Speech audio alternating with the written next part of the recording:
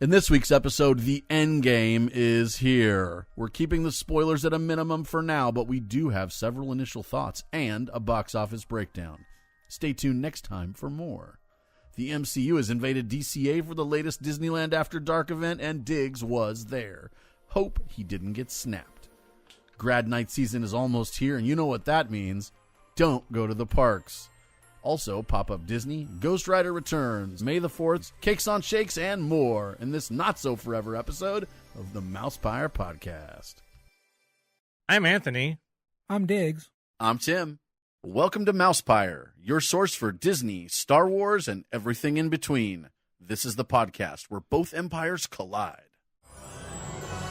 Ladies and gentlemen, boys and girls, welcome to the MousePIRE Podcast.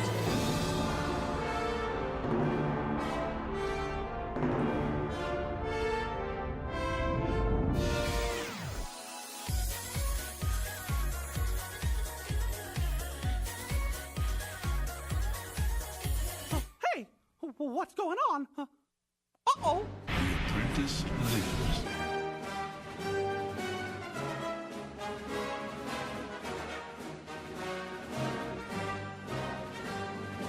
What is this? You best start believing in ghost stories, Miss Turner. You're in one. Bring out me Hardy Joe. You never had a friend like me. Some imagination, huh?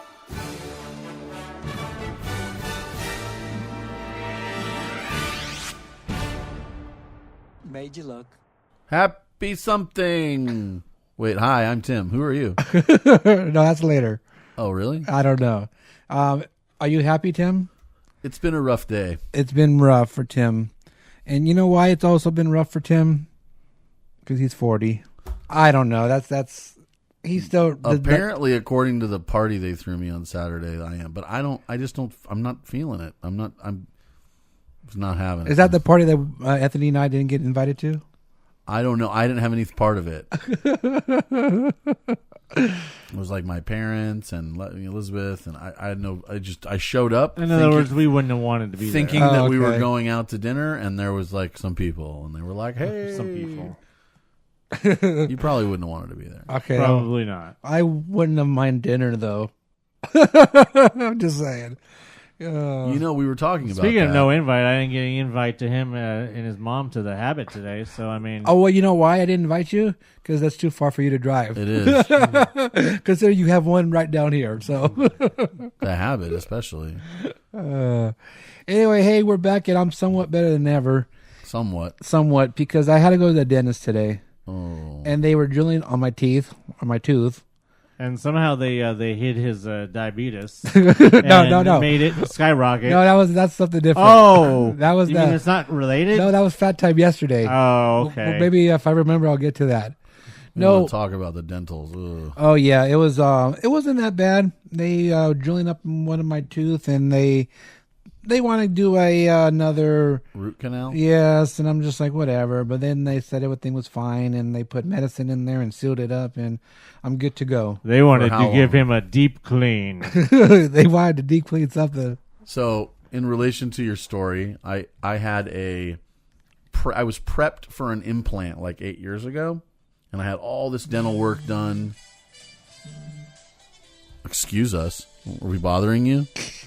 I had all this dental work done, some root canals and an implant and cavity fills and all this stuff, and they prepped me for an implant, and they said, okay, come back, make an appointment. And what they do is they put a thing in your jaw called an abutment. It's basically like a little flat head screw. They put it in your butt. Or I think it's called an abutment. I don't know. I might be wrong. But basically this thing has been in my jaw this whole time, and it's been covered up with skin. And over the 8 years, the skin wore away, and you could feel the top of it. Ew, that's just nasty. It's not a big deal, but I thought that there was an implant under it. So for whatever reason, the thing came out when I was mouthwashing at one point. I'm swishing around, and this thing comes out of my jaw, and I'm thinking, oh, geez. So I call this dentist who's in the valley. I don't live in the valley. And he says, oh, just come right in. So They go in and then they're checking it out. He says, you're fine. If you're fine with no tooth there, then like it's not a big deal. You can just blah, blah. Speaking of which, you have a credit because you already paid for this implant. But you need like another thousands of dollars of dental work on top of it. So that's where I'm at. I'm going to look into going to maybe Mexico or Spain to get some dental work done. Oh, okay. Yeah.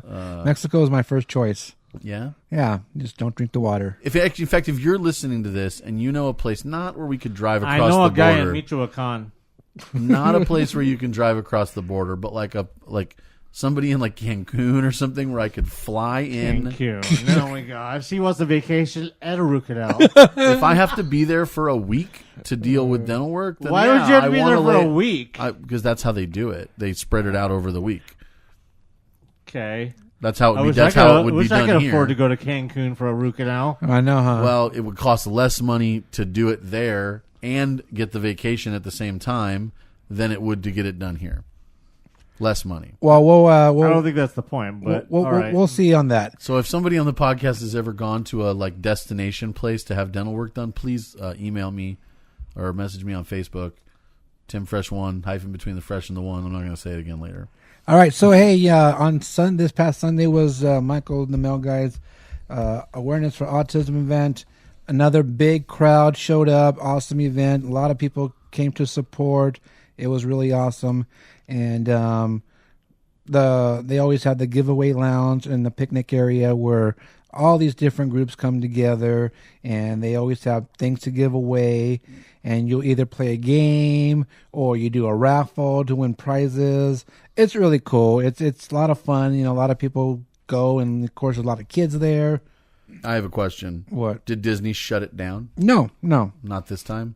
That was last year. Remember they did some shutdown. That was Star Wars maybe instead. That was Star Wars.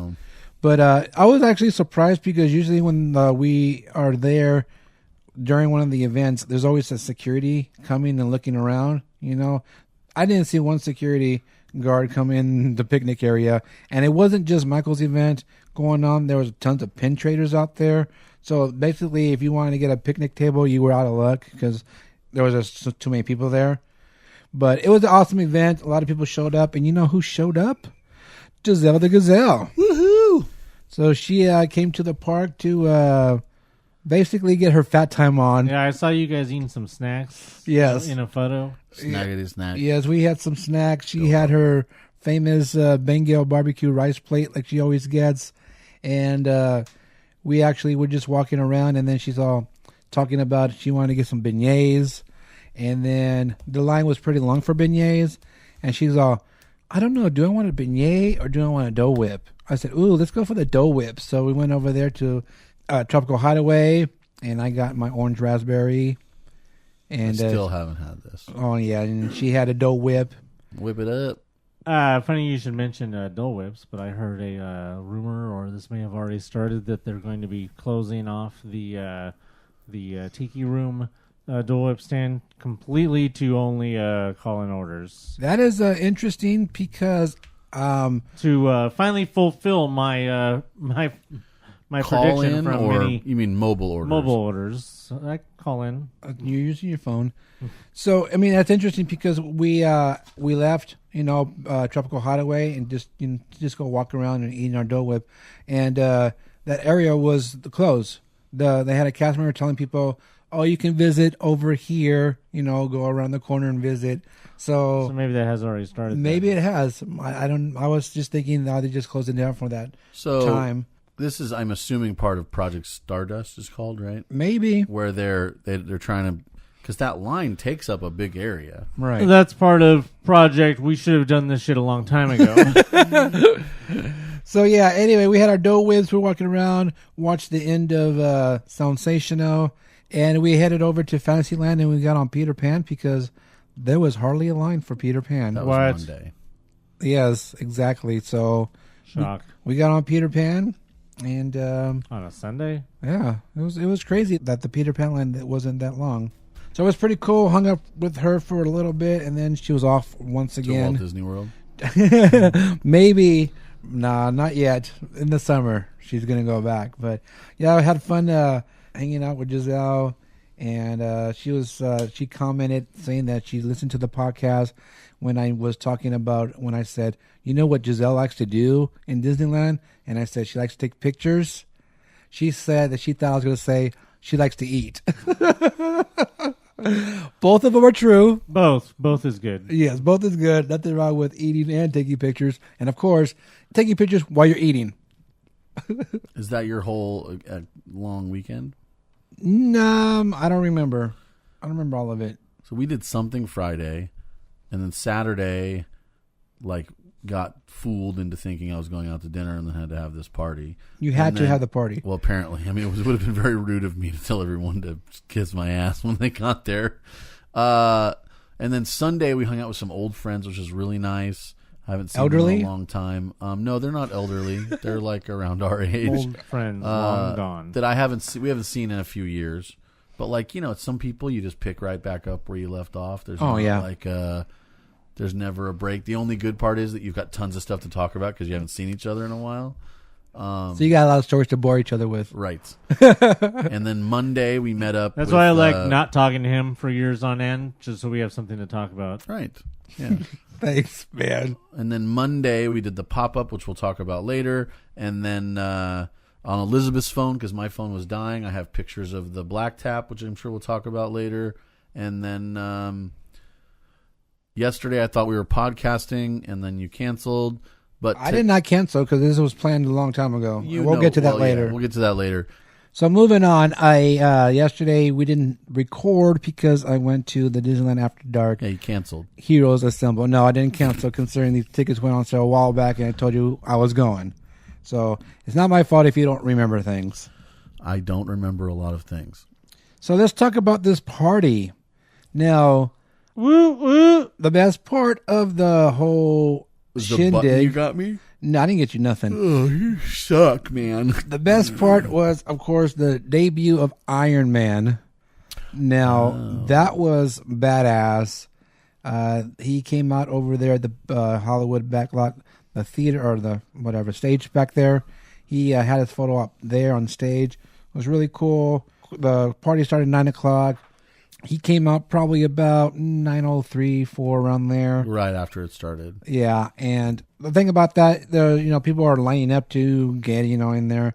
And I was just sitting down onto the side of the stage on a bench, and you heard cast members start yelling. There was no lineups before 9 p.m., and you just saw a massive crowd move back from the area. So I thought that was funny, because, they already waited in line, and then the cast members made a move.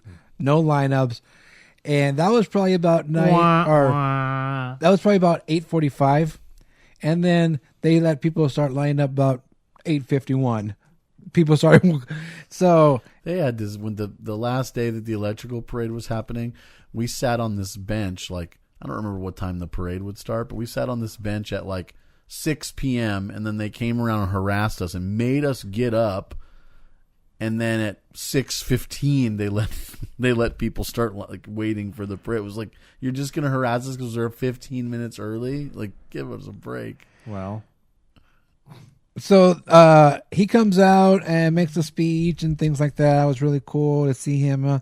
If you guys follow my Snappies, you guys would have seen that on the Snaps. Really cool to finally see Iron Man in the parks. From what I heard, the line was about 3 to 4 hours long. And I was like, wow, that's crazy. And one of our friends, Debbie, who actually asked about you, Anthony, was wondering where you've been.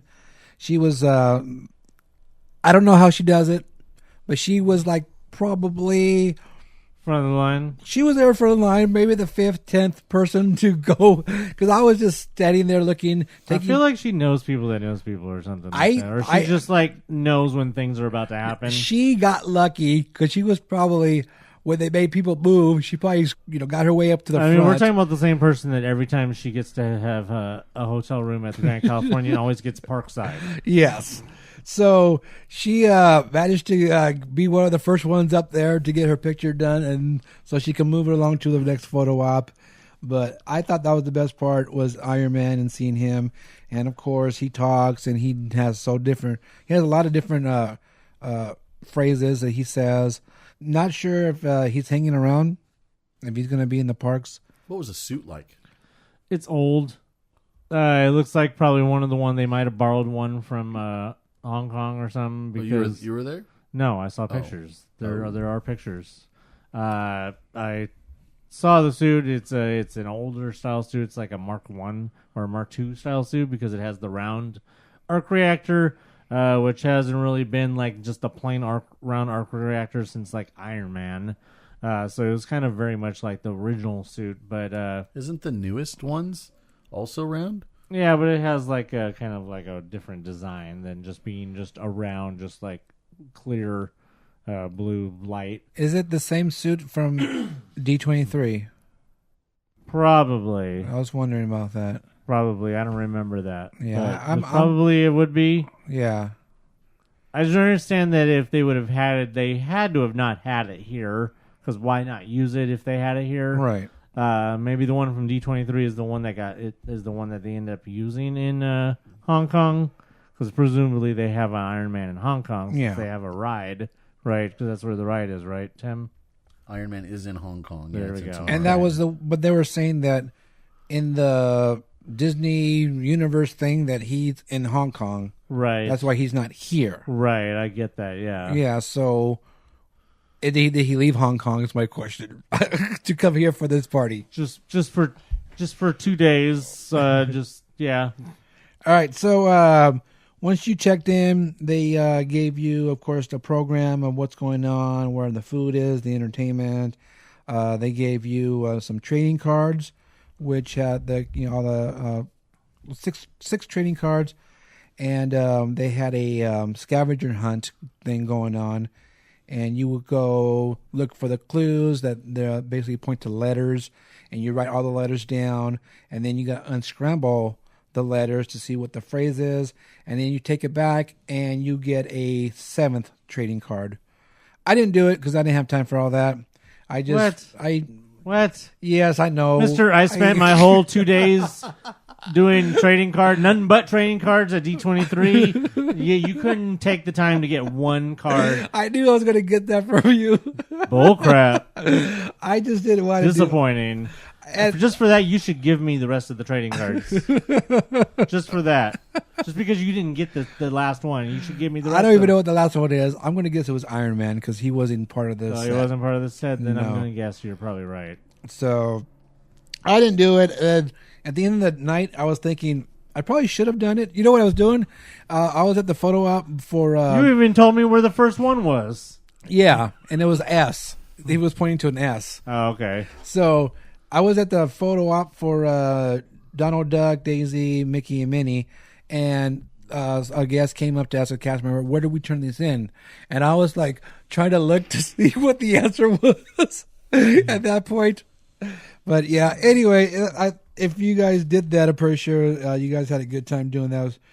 Some of them were kind of hard. Some of them I knew where they were to look at. Some was kind of hard. But yeah, I know that one was at the Stanley Steamer statue. I noticed. Yeah. I mean, that's easy because it basically tells you. But some of them were like you got to stand here and look behind you or whatever. Right. They also gave you a lanyard with a little credential thing, which is not a big deal.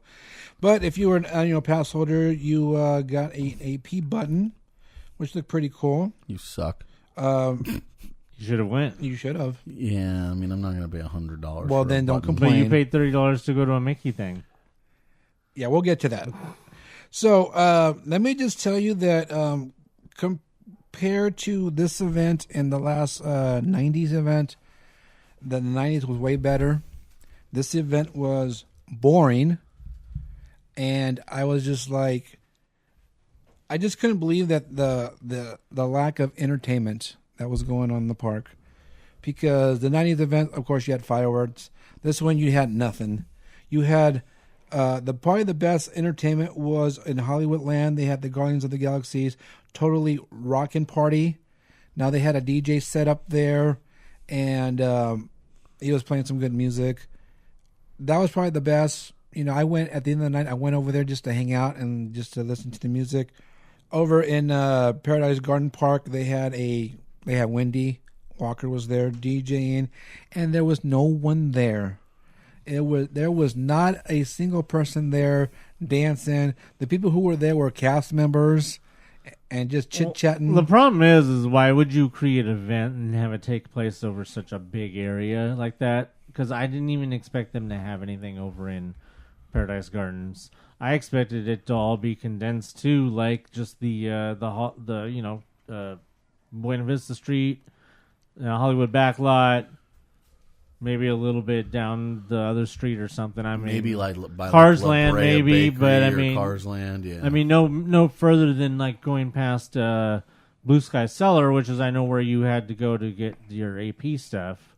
So I mean, it doesn't make any sense to have an event that is so small like that, where they know everybody's going to be staying over by where all of the other stuff is, which seems to be mostly over there in Hollywood land, Hollywood backlot in that area. So it's like, why would they even bother putting anything over there? So now they had a Heroes Assemble Superfan costume cavalcade, which was similar to what they did for the Star Wars event.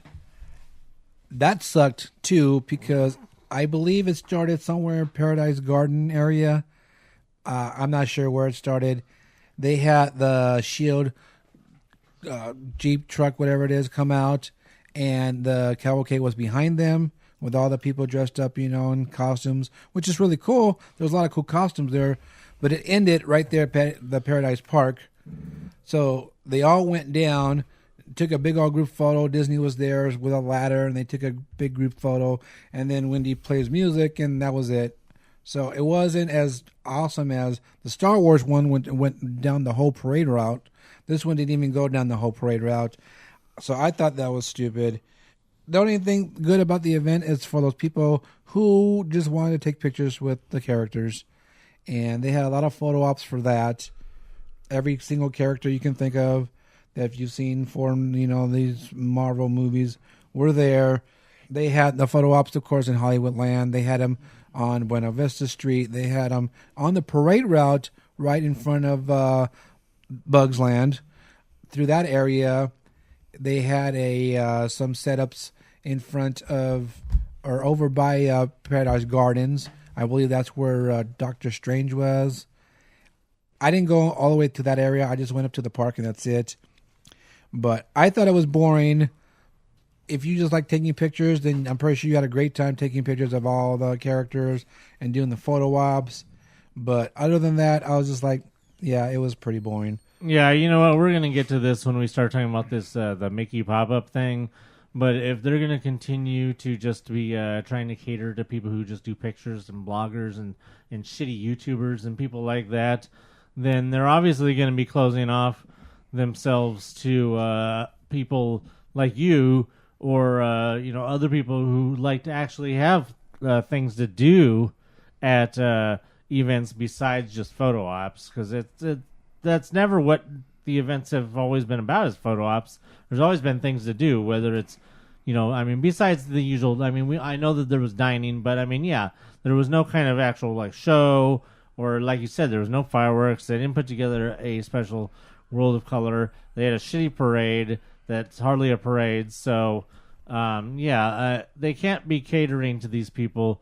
And if those people want to pay, that's fine. But it's like they're really closing off to the normal kind of people who want to have a more rounded experience, not just there for just taking pictures for their shitty blog. Now, real quick on the food, I was really disappointed in the food. Also, they didn't have anything that seemed that was good, like really, really special. They had a couple of cool items. One of them that looked interesting was a spiced ham and cheese thunder dog from the Corn Dog Castle. I thought that looked interesting. The thing that Anthony would love to try was the Thor Hammer raspberry cheesecake. That looked it was pretty. Yeah, the presentation on that looked really nice. Over at the Hollywood Land at the studio catering truck, they had Captain Marvel nachos. They had an Avengers superhero Captain Marvel slush, which I was like, And they also had a ice cream sandwich, or a Captain Marvel ice cream sandwich, and I was so tempted to get that, and I actually got in line to get it, and then I was thinking about it. I was like, oh, I already had ice cream. I can't get this. My blood's going to be really high. And it is. Yes. But, of course, I know we talked about this, that they had the different type of churros, which looked pretty cool. I didn't get one because I just wanted something different, you know. I'm all about the churro getting, and I don't mind churros and with the different stuff. But I was just not feeling having churros last night. But I was really disappointed with the food selections they had, because they also had over at the Pacific Wharf Cafe, they had the Black Widow Parfait, which is nothing new because they had that during Summer of Heroes. Yeah, I had that. Yeah, so it's not new. It's just a repeat of what they've already had. So if they're going to put some parfait together, they could have made maybe a Captain America parfait with, you know, red, white, and blue, strawberries and blueberries. I don't know. I'm just saying I was just disappointed in the food selections they had. Nothing interested me, and I was expecting more just like more desserts or something cool. The only cool thing I do see here, and I know it's something that wouldn't have interested you, but they did have an Ashley Eckstein meet and greet and signing over there at the Collector's Warehouse, which is something I definitely would have checked out. Wasn't really that. It was kind of a big time that they had her there. So let me tell you they this. probably got a lot of people through there, but it was probably a long line. I was going to tell you about the line because we went over there before it started because I wanted to go look at. They got the new gauntlet, Build a Gauntlet. The Build a Gauntlet, right? So I went to go check that out, and the line for her was not long at all. Really, it hadn't started yet. So if you were there, you would have had enough time to get in the line, and you would have, you know, not have waited that long. So yeah, that well, it was kind of a niche thing that they have, and you know, I mean, unless you already know who she is, it's not like it was. If she had been at the Star Wars one, there probably would have been more people wanting to get in line.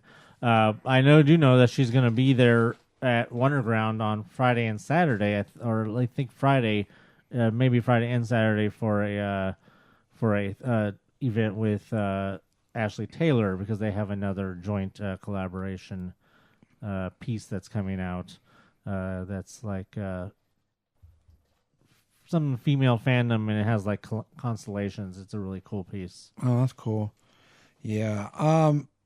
And then real quick, we talked about this, that they were going to be selling the Gauntlet Zipper again.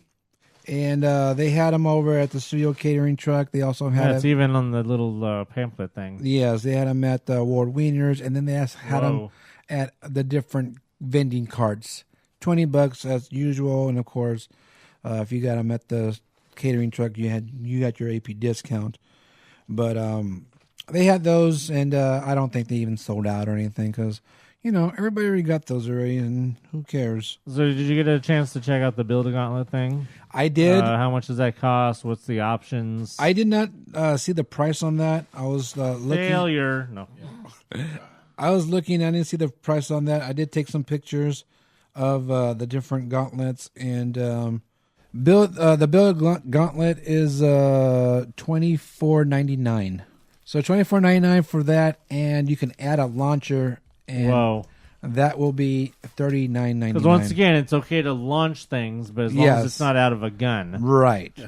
It's okay to launch it out of a gauntlet, whether it's Thanos' gauntlet or whether it's Boba Fett's gauntlet. Yeah, so I guess there's like 3 different modules that you put together. Yeah, so one's I think like a Hulk or Iron Man, or I have Iron Man. I have Spider-Man. Oh, that's it. And a Captain America. I think that's Captain America. Looks like red, white, and blue. Probably red, white, and blue. Yeah. I see a green one. Oh, okay. Maybe they do have one then. Yeah. So, yeah, you can go over to over there at the... And that's only at the Collector's Warehouse. Yes. You can go check out that and build your gauntlet over there. But, yeah, very disappointed with the party. It was boring. Yeah. That's all I got to say about that. Things are basically just becoming bloggers' paradise now. Basically. All right, so real quick, also this past Saturday was the Disney Channel Fan Fest that I did not attend. I did not go because gas is like $4 a gallon, dude. Yeah, and he was already going on Thursday, and he was already going on Sunday.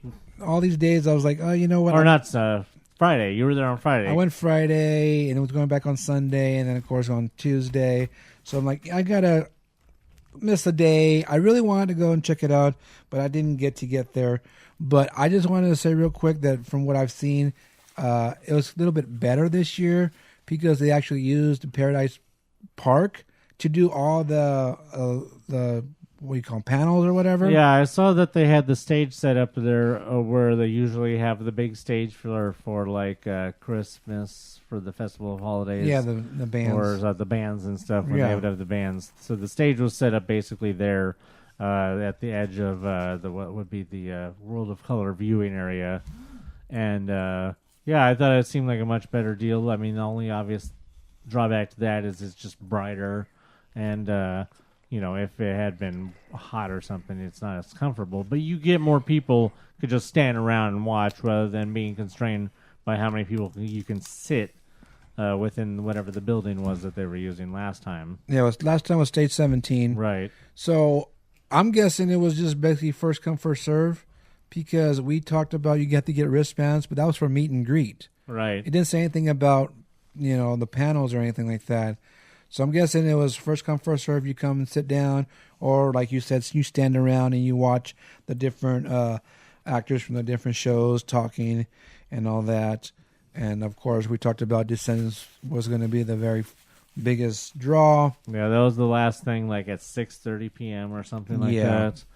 They showed a trailer, and a lot of the actors and stuff were there. A couple of the actors, along with one of the creators of DuckTales, was there. They showed a clip.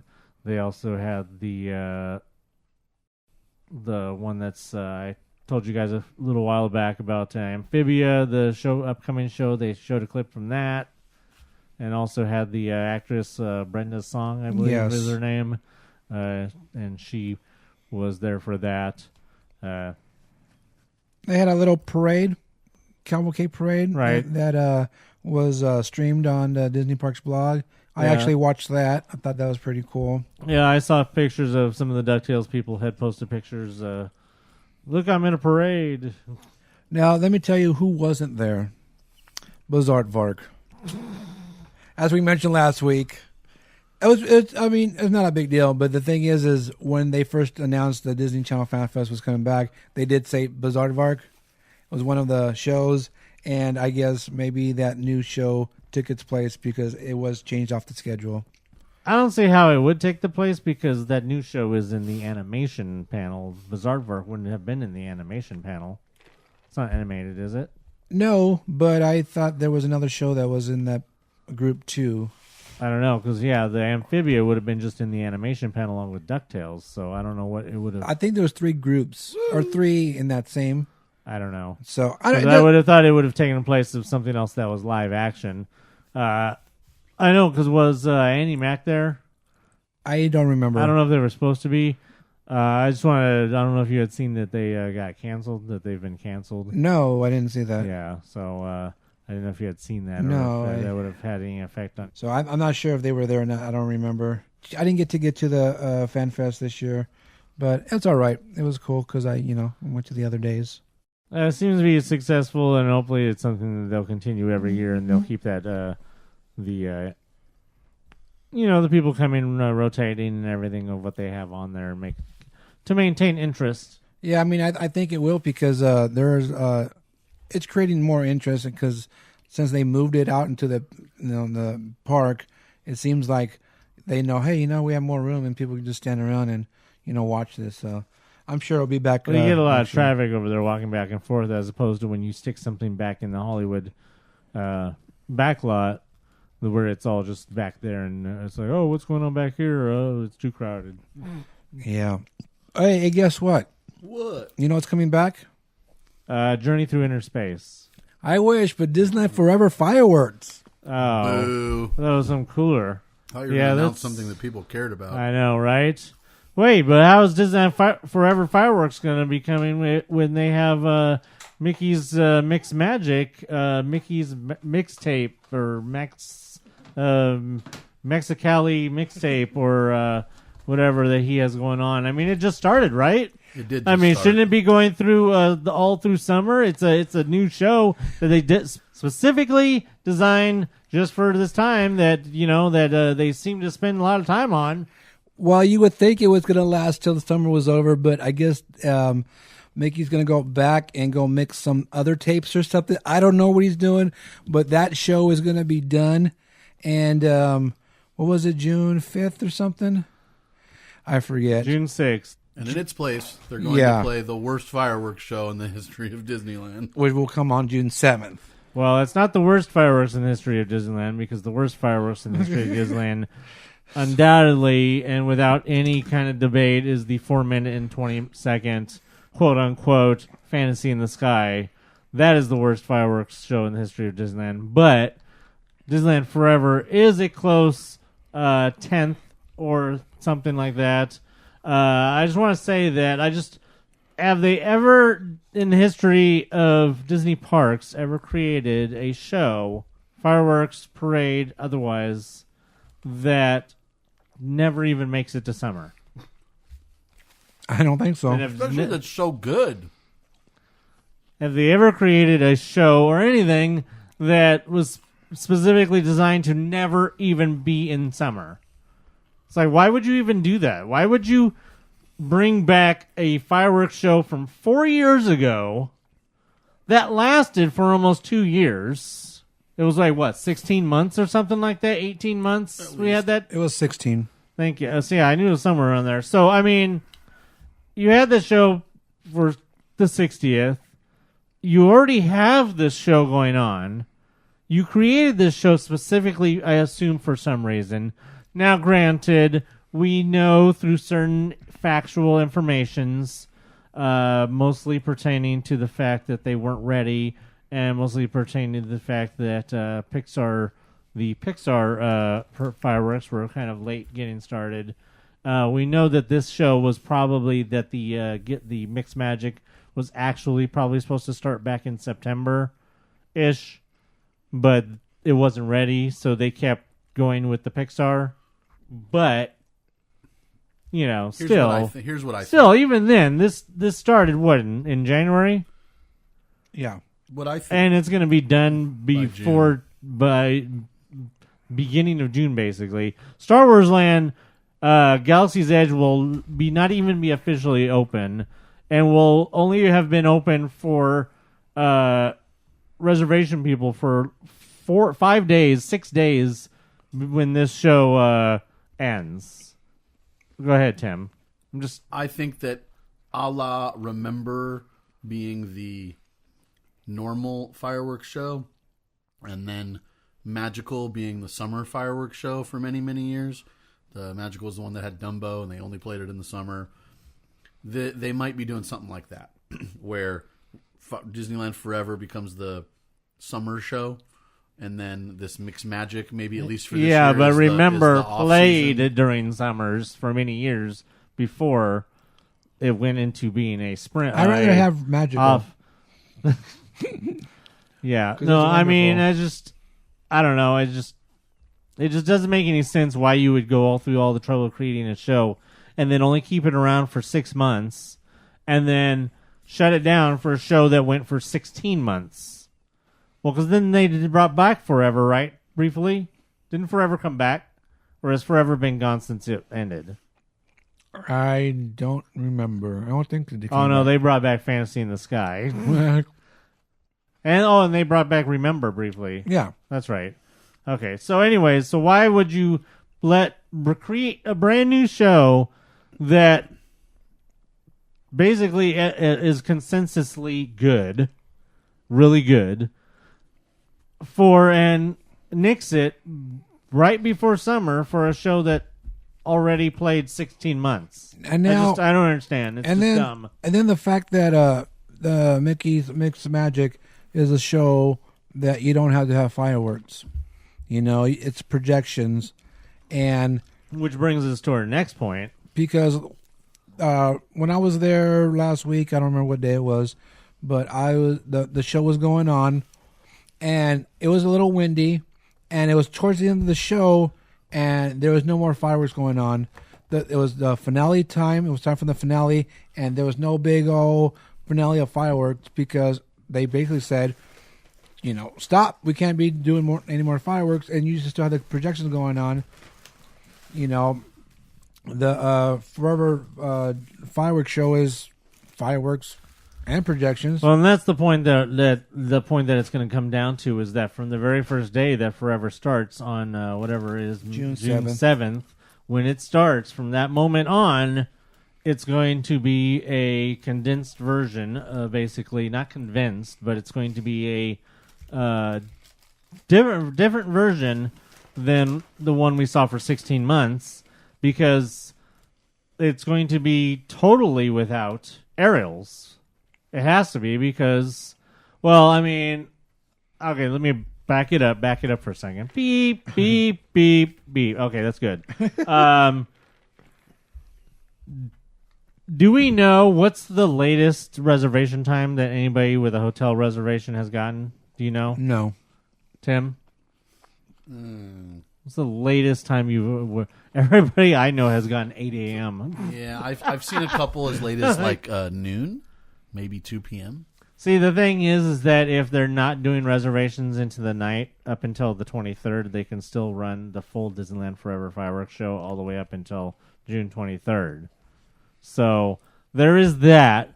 But then once June 24th hits and Galaxy's Edge is teeming with people all the way until closing, you obviously then, unless they figured out a way to have still close Toontown, but have Galaxy's Edge be an inclusion zone for the fireworks, or still be able to set off the fireworks and have Galaxy's Edge not be affected. They've talked about that for quite a while. Then either they're going to introduce a aerial-less version of Disneyland Forever, which they already was kind of Disneyland Forever was already kind of a transition show where it started to incorporate more low-level stuff in anticipation of them knowing that they might eventually have to get rid of the full aerials.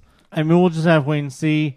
We have to know that by the time, I'm going to predict it right now, that no matter what, by the time Mickey and Minnie's Runaway Railway opens in 2022, aerials will be done because they're going to want to keep Toontown open as long as possible with a brand new attraction there in Toontown.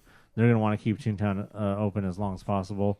And the days of Toontown closing by 8 o'clock or whatever, 7 o'clock is going to be over by the time Runaway Railway opens. I disagree.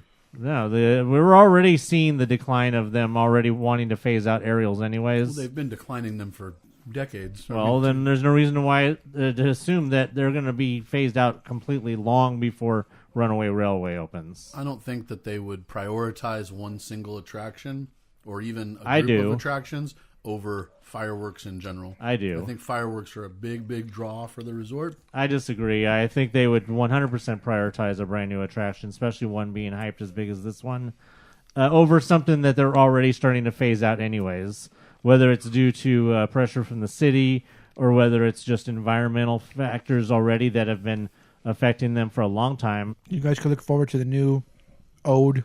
New old. The new ode. New old Disneyland stock. Forever fireworks will come on June 7th. Yay. Yay. Hey, you know what's coming up? May the 4th. Oh, yeah. Saturday, May the 4th. Time to I keep getting thrown off because, May the 2nd became a big date all of a sudden for a lot of people with the reservation thing. So it kind of made May the 4th kind of take a back seat. Also, don't forget that May the 4th is not only May the 4th, which, well, you know me, I've already made it plain that May the 4th don't mean crap to me because it's not real Star Wars Day, but it is Free Comic Book Day, which is even more important than fake Star Wars Day. So make sure you guys, when you're on, before you go to Disneyland to check out the fake May the 4th stuff, that you guys stop by your local comic book store and get your free comic books. Hey, so you know what else is coming back for May the 4th? Star Wars. Yes. Nothing but Star Wars is coming back. In the form of Hyperspace Mountain. Yeah. Either your favorite or your least favorite version of Space Mountain, apparently. Well, you get those complainers who, I don't like Star Wars. Why do you gotta change my ride? Blah, blah, blah, blah. Right, because it's not like it really makes that much difference to oh, I can't stand Star Wars music, apparently. That's all it has to do, because it's not like they changed the track. I know. It's not like the track has been changed and you're all of a sudden in TIE Fighters or something. I mean, there's like a couple projections that might be something different, but it's like, really? So basically you're just complaining you don't like the Star Wars music. Basically. And if you're saying that, then your opinion matters not. Because anybody who says the Star Wars music is not good, then they obviously, their opinion doesn't matter. So yeah, Hyperspace Mountain will come back on Saturday, possibly a soft opening Friday, but that doesn't matter. There is no word on how long it's going to last.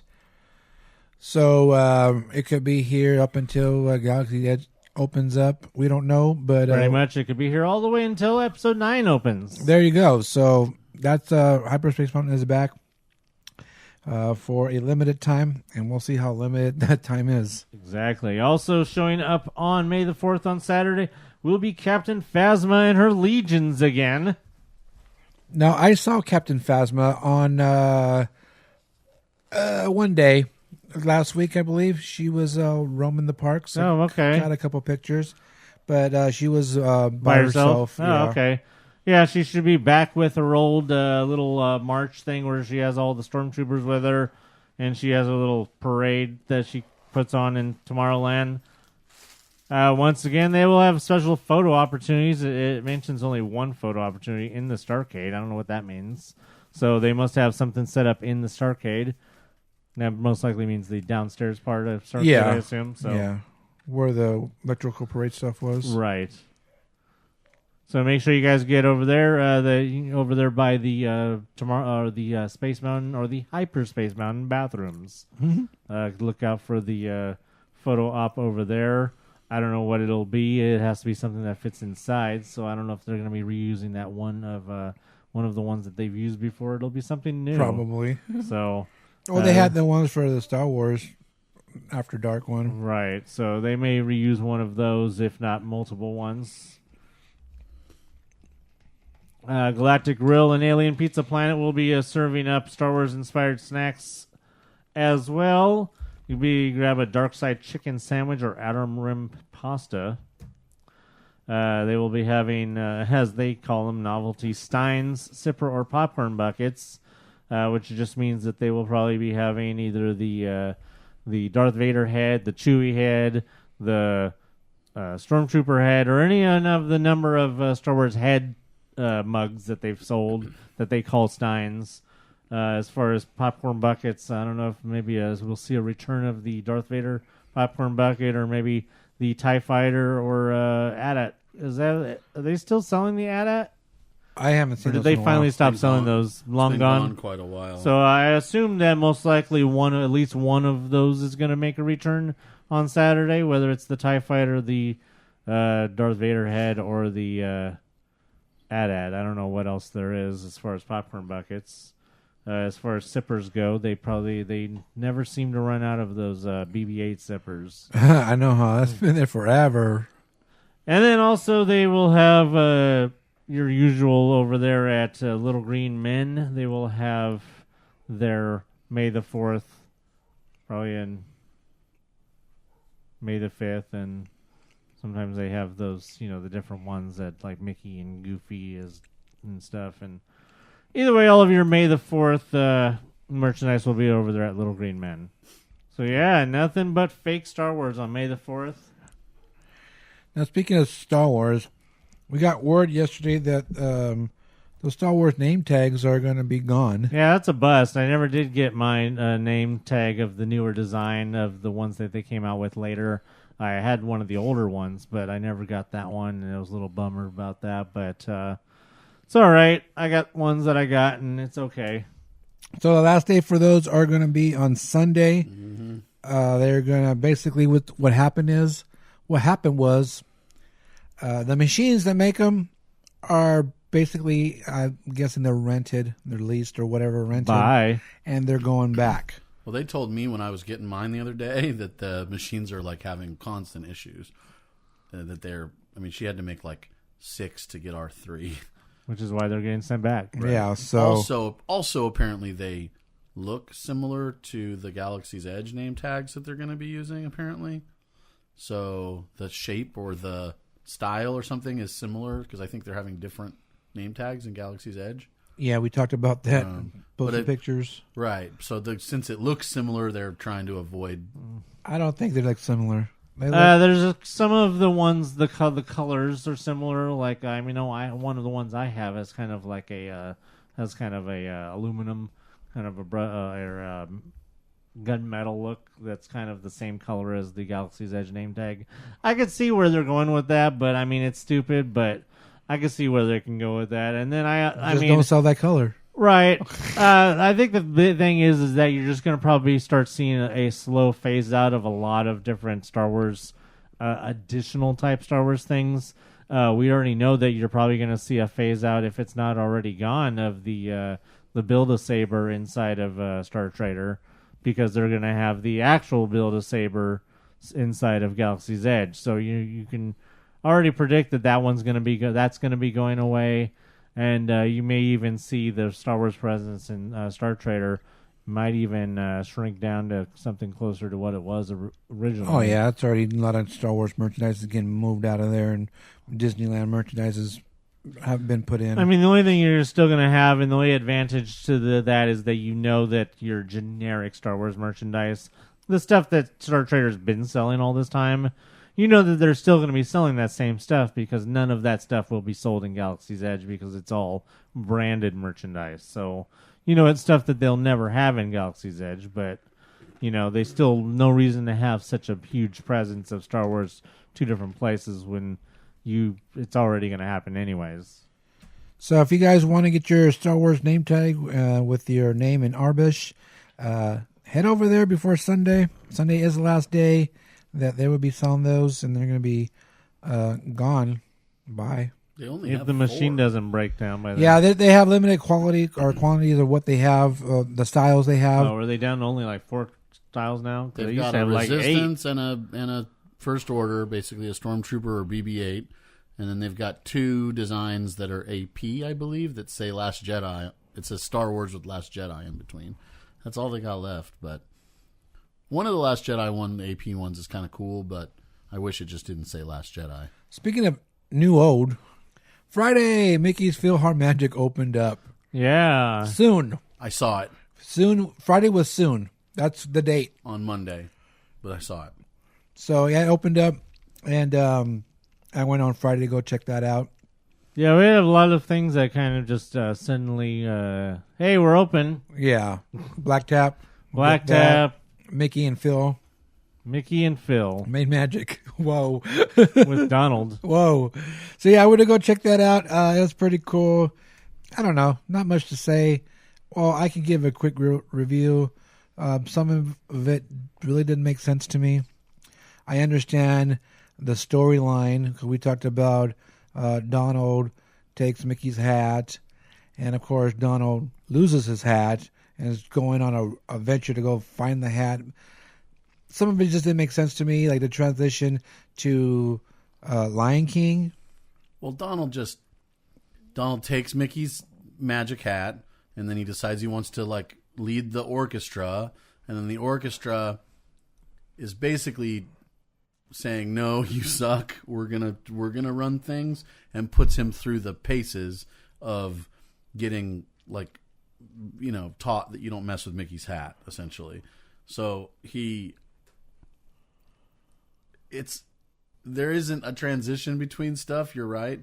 It goes from one thing to another, but it's really a voyage through the music more than anything else. What you see visually is just for the show. I guess I enjoy the music, but I just Now, in Florida, this show starts in one kind of rectangular screen, and then as the show's progressing and happening, the visuals get way wider, and it kind of widens out into 3 screens that you don't expect it to happen. By the time you notice that that's happening, it's like, whoa, this is awesome.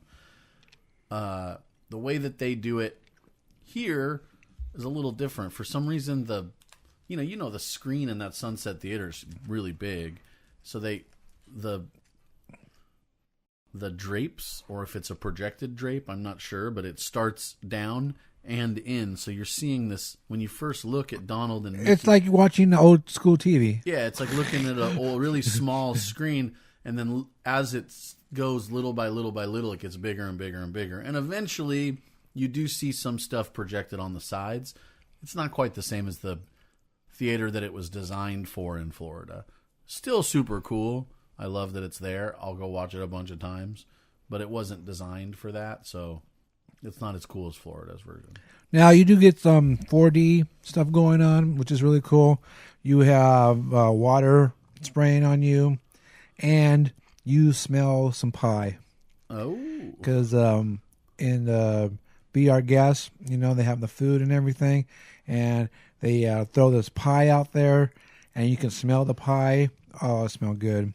I was like, dang, no one gave me any pie, but that was pretty cool. The smell-o-vision basically is going on there. But, I mean, it's cool. It's all right. It's just another show to just chill and relax for a little bit if you have the Disney feet going on. But it's nothing to write home to mom about unless you like to write letters. I don't know. Are you hungry? Well, they are. It's time for Fat Time in the Parks. Fat time, little plate. Do you have a little plate of fat time? No, you need a big plate if you want to have a proper fat time. Exactly. So we're going to talk some fat time because Anthony had some fat time while he was over in downtown Disney. And I had some fat time too at the Disneyland After Dark event. So I'm going to let Anthony go first because you know what? Our fat times kind of relate to each other. Uh-oh. Yeah, I was over there to do the Parks Blog meetup for the Pop-Up Disney, which we'll get to in a little bit. But afterwards, went by and Black Tap wasn't open. Apparently, they were having a cast member preview for Black Tap, which I was like, well, that figures, because I would have thought about having a burger. But instead, we had to go over to Marceline's because we got some free treats from Marceline's from the Parks Blog event. And we saw Salt and Straw, which I hadn't actually been on Downtown Disney since Salt and Straw opened, and went over and checked out their menu and saw that they were clearly much cheaper than the ridiculous shakes that they have at Black Tap. Anyways, and it was much nicer to be able to get 2 scoops and a waffle cone for under $10, and in a place like that. So, but we got one. We got the cookie dough and the salted caramel. I was just going to say the salted caramel was a little too salty for my taste, but that's what you expect with salted caramel. But the salt was too salty. But it is what you expect. I just wasn't sure. I just know that I wouldn't want to get it again because it is a little too salty for me. But it was really good. The waffle cone was good. Pretty much it had. We were able to eat it like walking to the car because we parked at Downtown Disney. Like I said, I thought that was money better spent than spending $20 for on a ridiculous shake. But that's just me. I like the simple things, especially when it comes to ice cream. Plus, I'm not really a big ice cream person.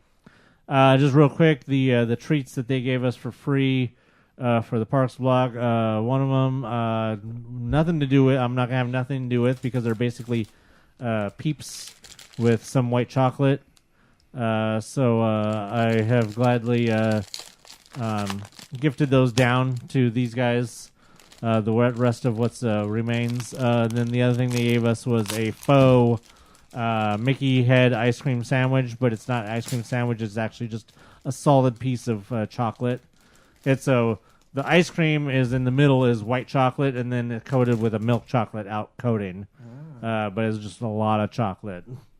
I felt like I was eating an Easter bunny, chocolate Easter bunny. Then they also had the you could buy the little silver pop. It's $4.99 for. You could buy those. You have to actually have a ticket to have seen the Mickey pop-up thing in order to go to Marceline's and purchase that. So you can't purchase that unless you've seen the Mickey thing, the Mickey pop-up. And it's $4.99 for that. It's $4.99 for the Mickey Mouse Fudge Bar. And then it's $4.99 for the shimmery Mickey Mouse Cake Pop, This is good. which are all available, like I said, at Marceline's. And then they also have the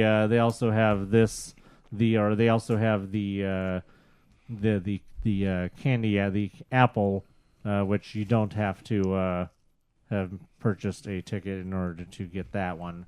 But the others, including what he's eating right now, the marshmallow, you had to have had a ticket for the. So basically, you can't go in there and say, "Hey, I want this." No, not unless you have a ticket. Unless you show them your ticket for the Right. Pop-Up Disney thing.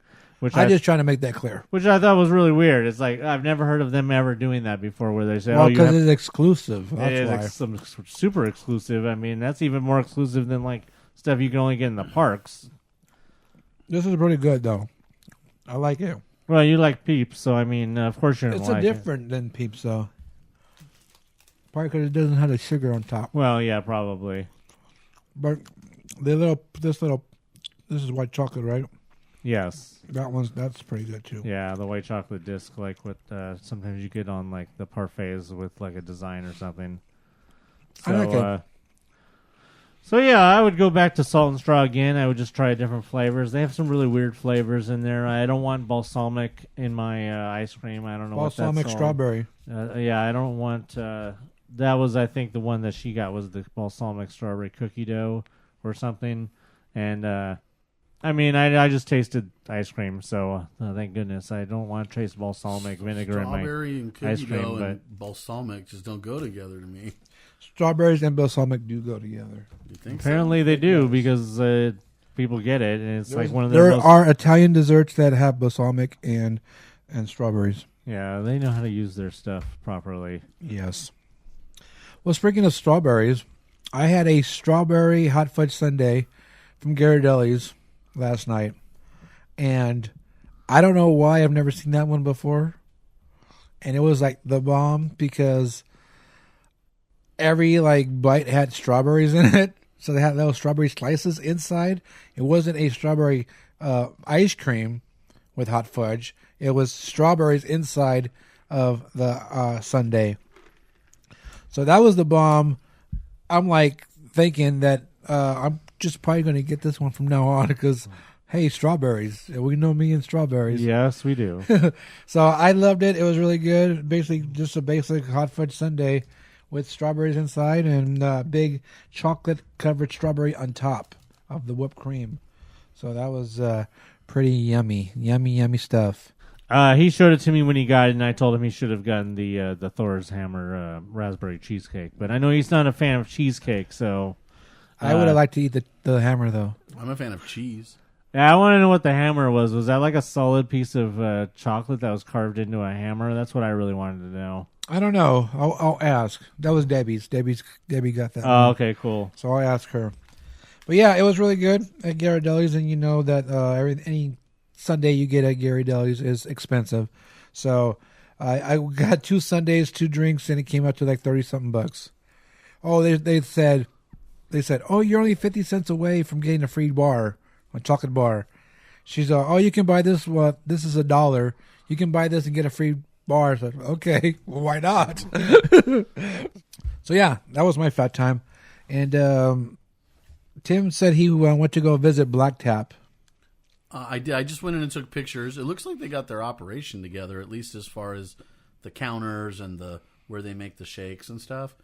Obviously, I didn't eat there, so I don't know what the service is like. But I did find out that the capacity for seating there is 320 people, which is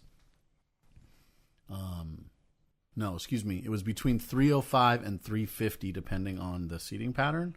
And then I went upstairs and I asked them, or I went not actually upstairs, but I went into the lobby of the bar upstairs, whatever it's called, the one that I don't like. What's it called? The beer place, the brewery. And their seating capacity is like 100 people less. It's like 220. So they don't have a lot of room up there. There's a lot more room in Black Tap. They have the patio, plus you can order stuff just at or at least shakes and water you can order at the window. And then walk around with a shake and a cake and so on. Shakes on cakes. There's a cake on shake. Is it it's cakes on shakes? Yeah. You said shakes on cake. Well, I mean, if you turn it upside down, and then if you turn it upside down and then you have a best. pray, you have a best. Yeah, you see what happens. But that cake shake is like $20. I think I could seriously like go buy a whole cake and a shake from somewhere for less than $20. Well, you should do that. Okay. And then go there and like eat it right outside and be like and just yell at people, I got a better deal than you. Okay. Know? Or you should go get a cake and go and make some shakes for us. And then I'll bring that stuff inside, and while I'm eating a burger from Black Tap, I will have that. I saw the pictures of the burgers. They look really good. I saw my friend Mary she ate the chicken sandwich and said it was really good. Although I told him I think I would rather probably still go to Fuddruckers. Her friend got the Oreo cake or Oreo shake, and they have like a giant Oreo that goes in it. You're a giant Oreo. I am. Then she got that and thought it, and the people that were sitting next to them had the other shakes, and they took pictures of those too. But it seems like a way better. I'm not saying it has a good value. I'm saying that it's way better than what's upstairs. Unless you're and they have beer, and they have whatever else. So it's like you don't really need to go upstairs unless you're like a bougie millennial, and then then you have a reason to go to the brewery. And by upstairs, he keeps referring to this place that's quote unquote upstairs. He's referring to Ballast Point. That's the one because he doesn't remember the name. I don't need to remember the name. I ate there. It was horrible. The guy with the only experience, he's never going to go there again. He thinks that I it's don't know. all I horrible. mean, we ate the only two things on the menu that sounded good, and the nachos had like blue cheese all over them, and then the burger wasn't very because good. you didn't agree with their recipe choice. Well, that's what not liking a restaurant equates to. You don't like their recipes. Well, you don't I'm like pretty sure that it probably said that there was blue cheese on it, and you could have said, "I don't want blue cheese." I think that it was not that. There was something else that it said. Anyway, regardless, we didn't like it. I went so I could report about it for the podcast, but this was a while ago. I don't even remember you reporting it. I reported that we didn't like it very much. I might have at the time said it was okay, because I didn't want to be too rude. But now by comparison, the new place looks awesome. The old by place comparison with the place he hasn't even tried I was yet. going to say that. But he heard that it looks good. It does look really good. No, it does look good. The burgers look good, but once again, I mean, here's the other thing. I'm going to get a shake from In-N-Out. I'm going to go buy an ice cream cake, and then I'm going to go to Fuddruckers, and I'm going to get all of that stuff for a way better deal. Splitsville is really good, but it's expensive. It's stupid expensive. Because I think I heard that the burgers are also in the same range as the shakes, 17 to 20. All I gotta say is, you get over a half-pound burger at Fuddruckers for $9. Cool. Or just go to Portillo's. Ooh. Portillo's and Fuddruckers.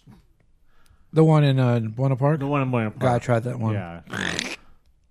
I don't know if there's any Fuddruckers in Chicago. All right, so moving on. Speaking of something. Hey, Downtown Disney. No, we're not Downtown Disney. We're back in the parks. Oh, we're back in the parks. Yes, and back in September, we talked about Alien Pizza Planet getting a permanent sign, and looks like that's what's going on over there. They have... I think they're showing you what it looks like. Yes, because they put a scrim up there of a new pizza sign. I'm going to laugh if that's not what it looks like. That'd be messed up. But they have... They're like, hey, look how pretty this is. Too bad that's not what we're giving you. They have... that's right on brand for Disney, though. Yeah, they have the scrim up there. They have the scaffolding up. They have walls that are, blocked around the front of it and the sides. So... they're probably going to open up that, make it wider. I'm not sure about that. But right now you can go ahead and still go in there and get some pizzas and salads and whatnots. But that will be closing to finish the refurb from May 13th through the 23rd. And we'll probably see the whole brand new sign on the 24th. We'll see about that. But yeah, buy Pizza port and hello Alien Pizza Planet permanently. Forever. About time. I mean, they should have done that to begin with. No, they should have just not called it Alien Pizza Planet. It should have just been a freaking regular old Pizza Planet like it should have been years ago. Well, what I didn't quite understand was when I was there the other day, everything was covered up in the front, even the rocket.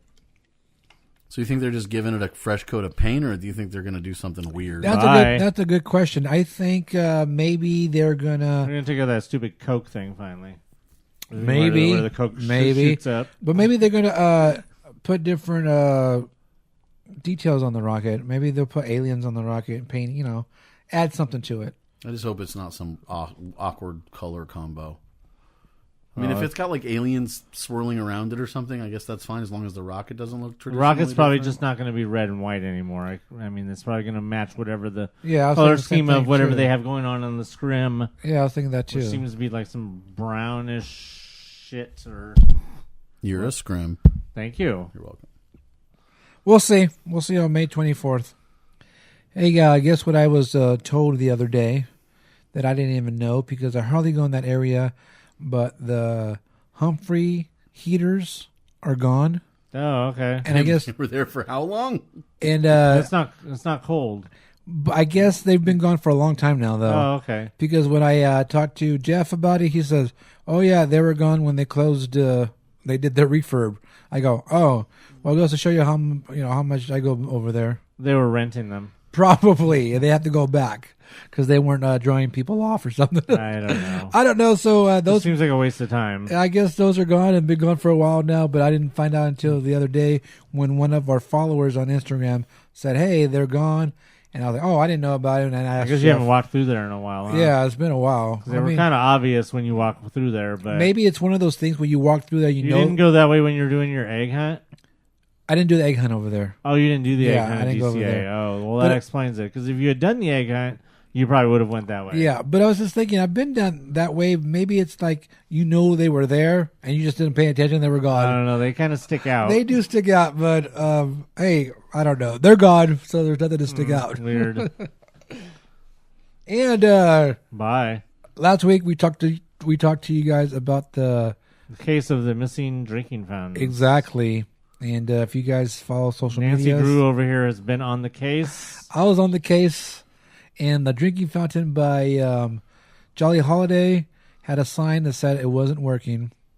And seems to be next one maybe on the chopping block to widen that little pathway there. Now, the thing that I noticed is, well, first of all, the one by City Hall, it was gone, and there was this green box around it. Right, and you were positing that it would probably be a light. No.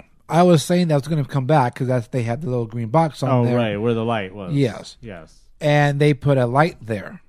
Right. And they took out that fountain and put a light there.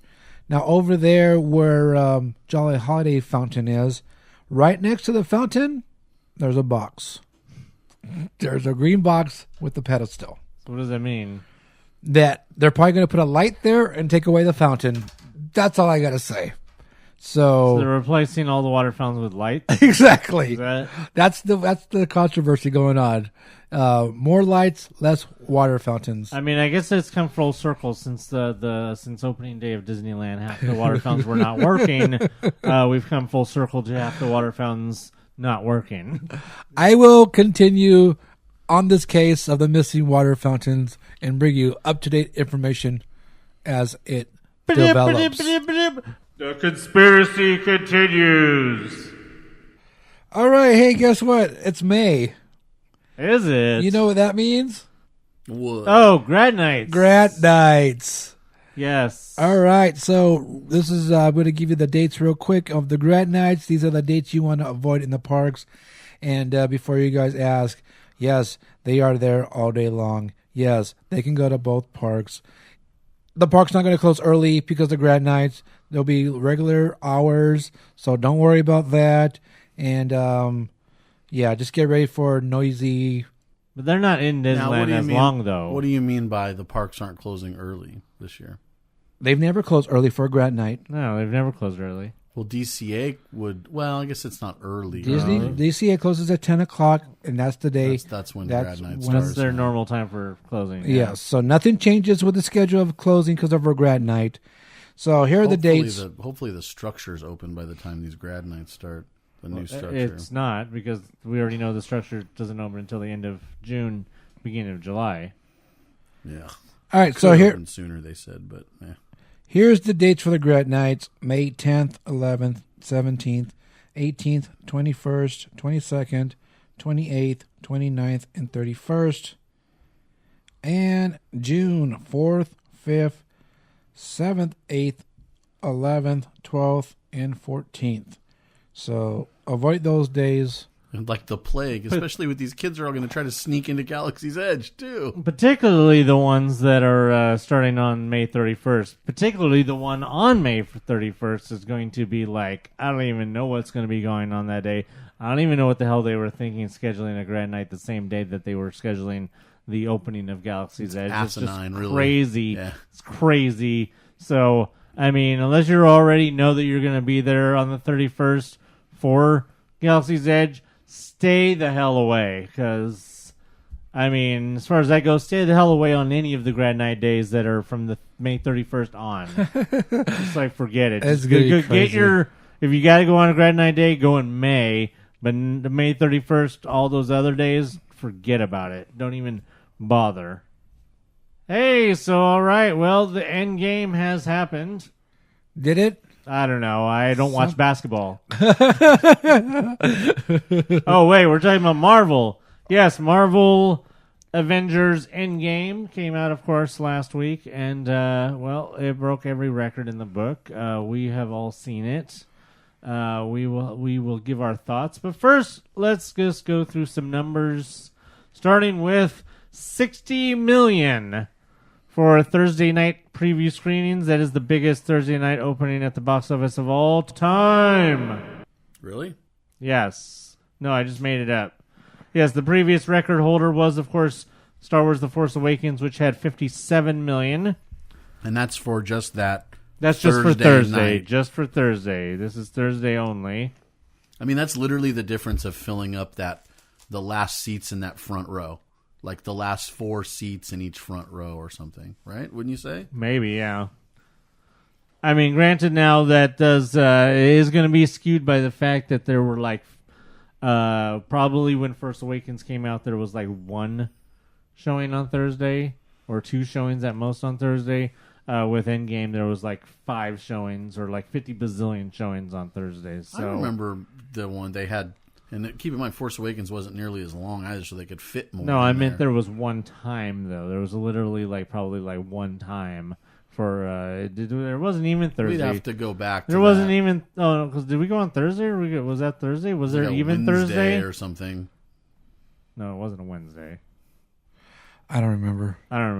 Either way, the point is that what I'm getting at is there was each theater is showing Endgame in every single one of its theaters, which is unprecedented and definitely wasn't going on with Force Awakens. And if Force Awakens had been on as many screens, which is the point I'm getting at, is screen numbers.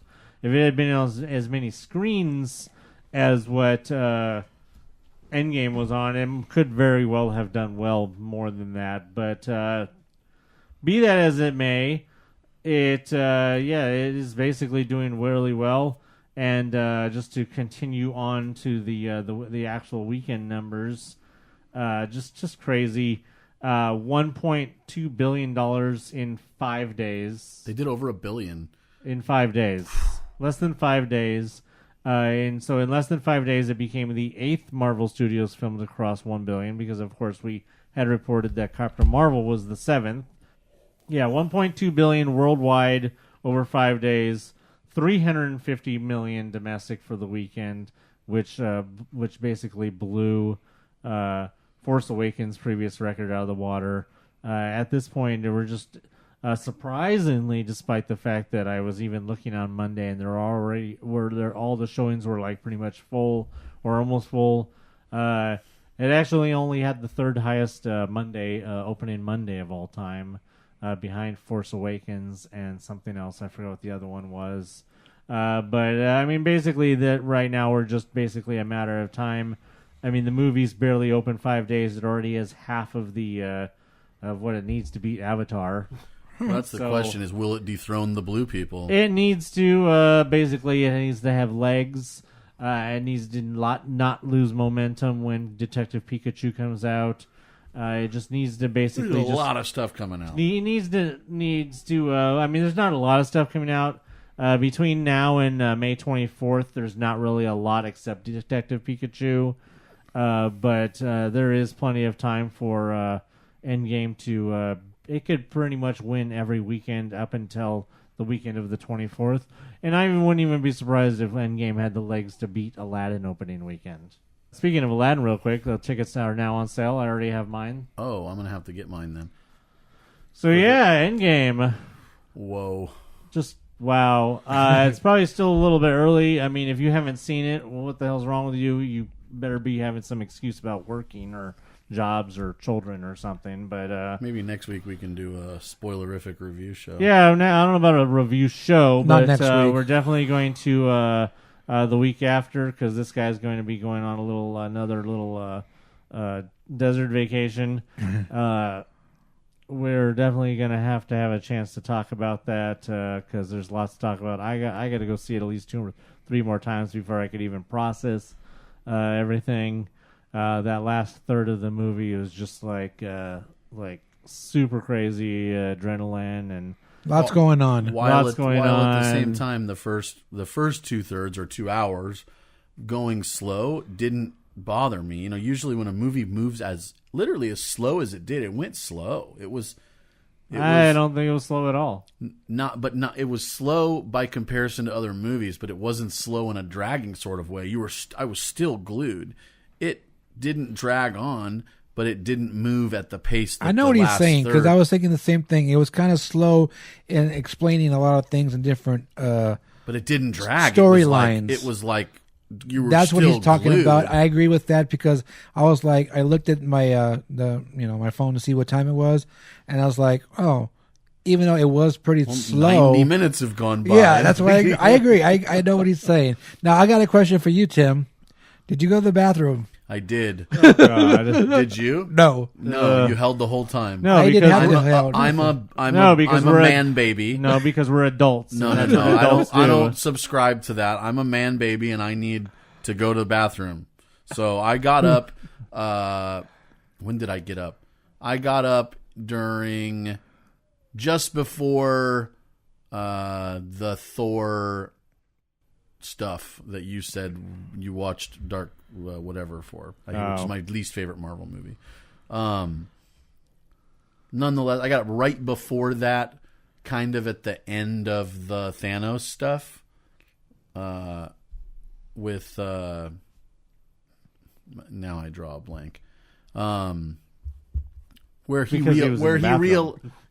nonetheless, I figured out what was going on with the Thanos thing. And I was like, okay, I can go. And I went fast enough, but I missed the beginning of the Thor stuff. That's what you get. For Now, not going to the bathroom before you went into the movie like an adult. I did twice. And I had to go again, because that's just me. He must be fun on trips. That's why you don't go far. I know, right? I mean, if you can't even, jeez. So here's what I read about bathroom trips. There's 3 parts of the movie that they like literally say you can get up during the first 2 hours. Okay, first of all, nobody says you can get up and see it. I read 2 articles, and they outline different parts of the movie. Stupid people who are trying to that you don't agree with, are trying to excuse the fact that people have to get up and go to the. No, regardless, don't get up and go to the bathroom in the middle of a movie. Not everybody has the ability to hold their pee for 3 hours. Movies are not designed so that you can get up and go to the bathroom. That is their opinion on when you can get up and go to the bathroom. No, that is not a place you should get up and go to the bathroom. Times based on not missing information. Now, based on my opinion is that you just go twice. We talked about this before. You see this movie or any long movie at least 2 times, and you go to the bathroom during different times, and you don't have any problem. I mean, I'm going to go see it again tomorrow, maybe, and then and then I know on Saturday for sure. So, nonetheless, they said that in the beginning of the San Francisco title card that pretty much the stuff with Ant-Man is, at least the beginning of the stuff with Ant-Man is basically him coming to realizations that everybody already knows. Because you already know basically all the stuff yeah. So I'm not trying to spoil anything, but that part could be skipped without. That's literally ruining. the most important part of the movie. I don't agree. Because nothing that happens after that it happens unless what you're talking about happens. None of the rest of the movie makes sense unless you watch the stuff that you're talking about. Unless you watch him go. I mean, everybody knows. There's no spoilers there. He's basically just going around and realizing that half the world's gone. Yeah, that's like it. 30 seconds. No, it's 3 or 4 minutes of him going around and going around, and that's the one of the times you don't have to agree. I'm just telling you what the article said. The other one was when Hulk is eating like lunch or something. They said a lot of that is just campy, like fun laugh times. And again, I don't necessarily agree with that part, but that was one of the times the article said. And then the other one was when the New Jersey title card comes on, and I'm trying to remember why they suggested that time, but I couldn't quite wait that long. I was like pinching, Yeah, you had some weirdos in there like this guy over here that likes to say that, all adults should be able to hold their pee for an infinite period of time. I didn't say infinite. Well, 3 hours. I said they is should an be able to infinite hold period. it for 3-hour movies, which is not even that long. It's only like it's something like the 25th longest major studio movie of all time, which kind of puts it pretty far down there as far as length. I'm pretty sure that nobody was complaining about the 3.5-hour length for such Oscar winners as Dances with Wolves or Schindler's List or other movies like that. And yet, all of a sudden, when it's a superhero movie, oh no, it's too long. Well, I didn't have any problems. I didn't have to go to the restroom. How fast did you rush out afterwards, though? I didn't because I went home, and then I went pee. Oh, you're one of those? No, I didn't have to go until I got home. I applause. Because you do well and on a trip. And I didn't. And I had a big drink too. So yeah. Anyway. All I know is we're never taking Tim on a trip to Yellowstone. Bye. Because we'll never make it. See, the thing about or he me, won't make it. The thing about me, though, is that all you have to do is pull over, man. I mean, I'll just, side of the road. That's time. I have That's no problem. Time, though. No problem. You don't have to I mean, I ain't got time for that. Not really much we can say right now. We want to give it a little bit more time to contemplate and let people see it before we start getting too much into it's true. Some details. But there was so much that I feel like because everything in that movie is a spoiler. We can't really talk about anything without it being a spoiler. Other than that, the Ant-Man section when he's like, it's that's totally a spoiler if you go into details about it. Yeah, I guess. I mean, just saying that he's realizing things that happened during Infinity War. That's the only part that I was talking about. Nonetheless, I feel like if I don't see the movie 2 or 3 times, I'm not going to really truly be able to absorb it all. It just was so much. I don't know if I actually want to sit for another 3 hours and watch it again. I don't see how you can. But this time you can go to the bathroom. I don't need it. I'm not. That's not my worry. That's your worry. You don't even have to pay for it. You've got the thing. It doesn't matter. It had nothing to do with pain. It has nothing to do with going to the bathroom. Just I don't know if I want to sit there for 3 hours and watch it again. I would rather watch it in my house where I can relax than sit in the chair. I figure I got 3 movies a week and there's nothing else to watch this week, so I should be able to see it 3 times. Hey, all right. So we got they had a bit of an announcement, a little panel today, or I don't know, some sort of thing for Hulu today. And of course, we know now that basically Hulu is going to be Disney's bitch.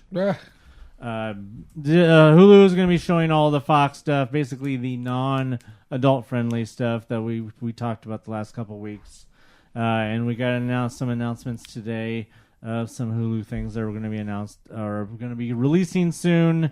They talked about things such as Veronica Mars and the upcoming Catch-22 miniseries.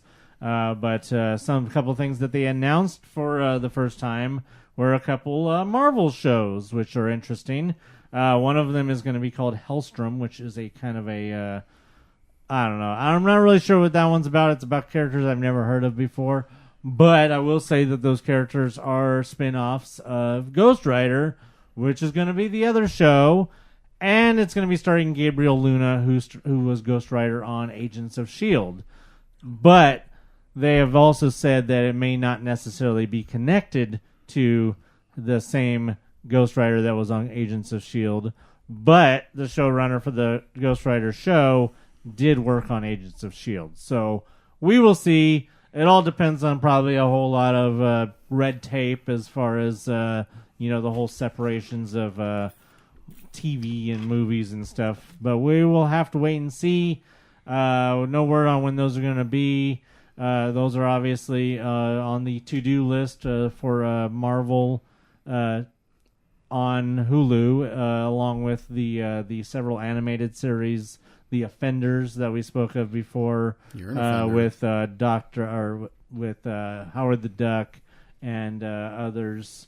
That will presumably these two new shows will presumably be joining those at some point on Hulu next year or the year after. I would have to assume. So cool. That just more examples of how we can expect some of the stuff like that will be going on Hulu. A lot of the more adult-oriented Marvel content definitely at some point should herald the return of some of the stuff that was on Netflix, like a Daredevil or a Punisher or things like that, hopefully at some point. So that will be cool to look forward to. Lots going on between Hulu and Disney Plus for the future. All right, and last but not least, we should have talked about this earlier, but Tim wanted to put it off for some reason. We're going to talk about the pop-up Disney thing we've been referring to all day and for the last weeks and however long we've been talking about it since it got first announced. Well, I thought Elizabeth would be here she came with me to the airport earlier. We came straight here because we didn't want to make you guys wait. And then she was like, I'm going to go to some stores. And she's not back yet. Well, their stores are closed now. Yeah, well, she's at Walmart, I believe, which is open late. So, nonetheless, she's not back. I thought she would be, but I can sub in for her opinion, I guess. So I told you guys last week, I believe that I had gotten in, fortunate enough to get into yet another Parks Blog event, and on Friday I got to go to the Parks Blog event for the pop-up Disney Mickey Mouse thing. Once again, this is at ESPN. Tickets are on sale now. It was very interesting that they are doing the tickets through Eventbrite. I don't know what the reason. Have they ever done anything that wasn't through internal ticketing? I didn't even know they were doing that. So it was interesting that when we first went up and registered, they actually handed us physical Eventbrite tickets, printed with color and everything. Ooh.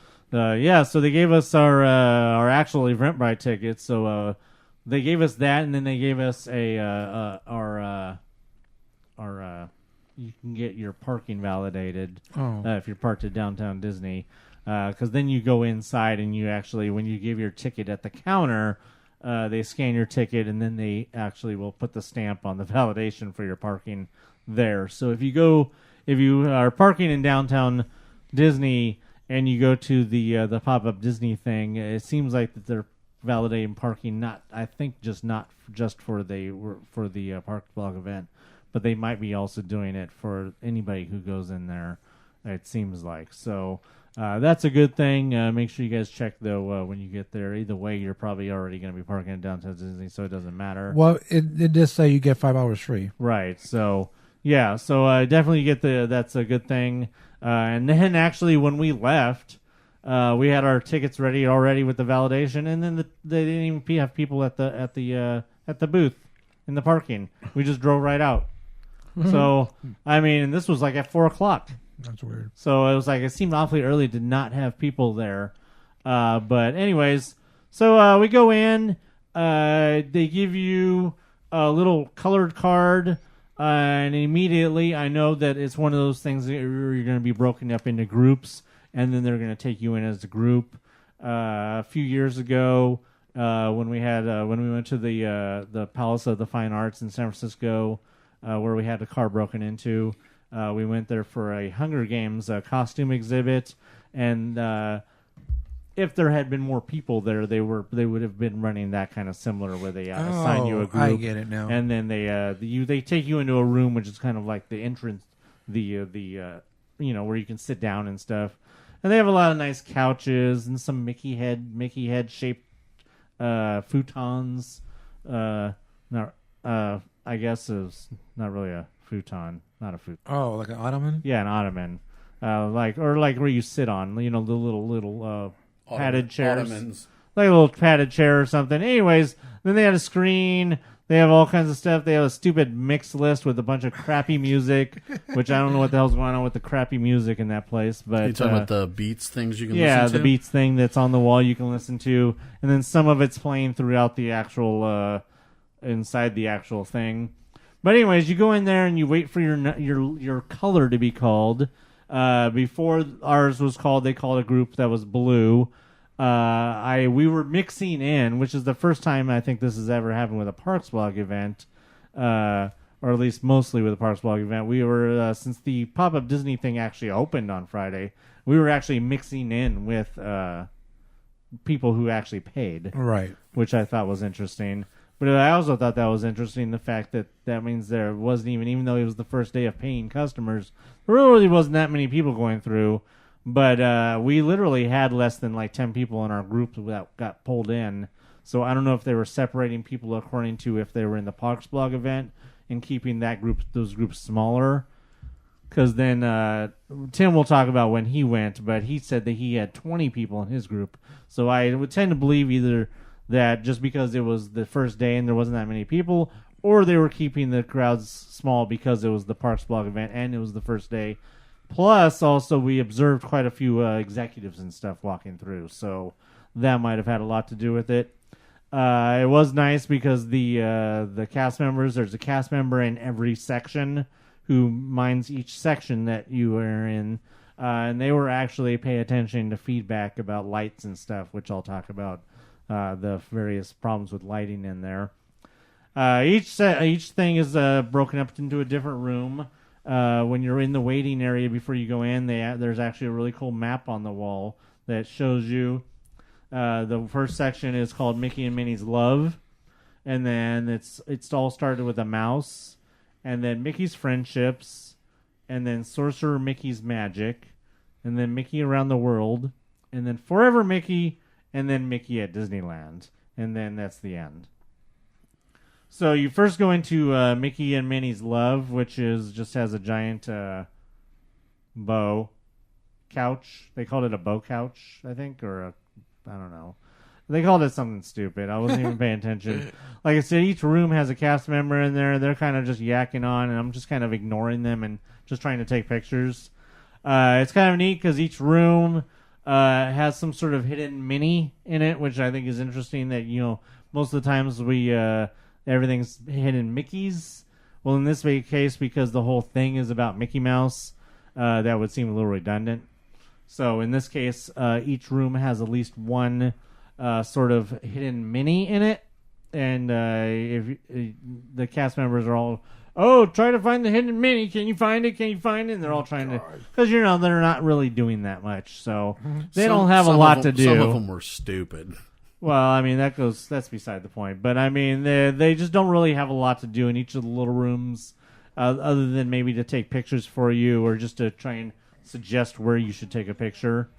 Like I said, the first room was just basically Mickey and Minnie's Love, and there was like the giant bow, there was a heart on the wall, sequined heart, and just some bows and Minnie stuff. And the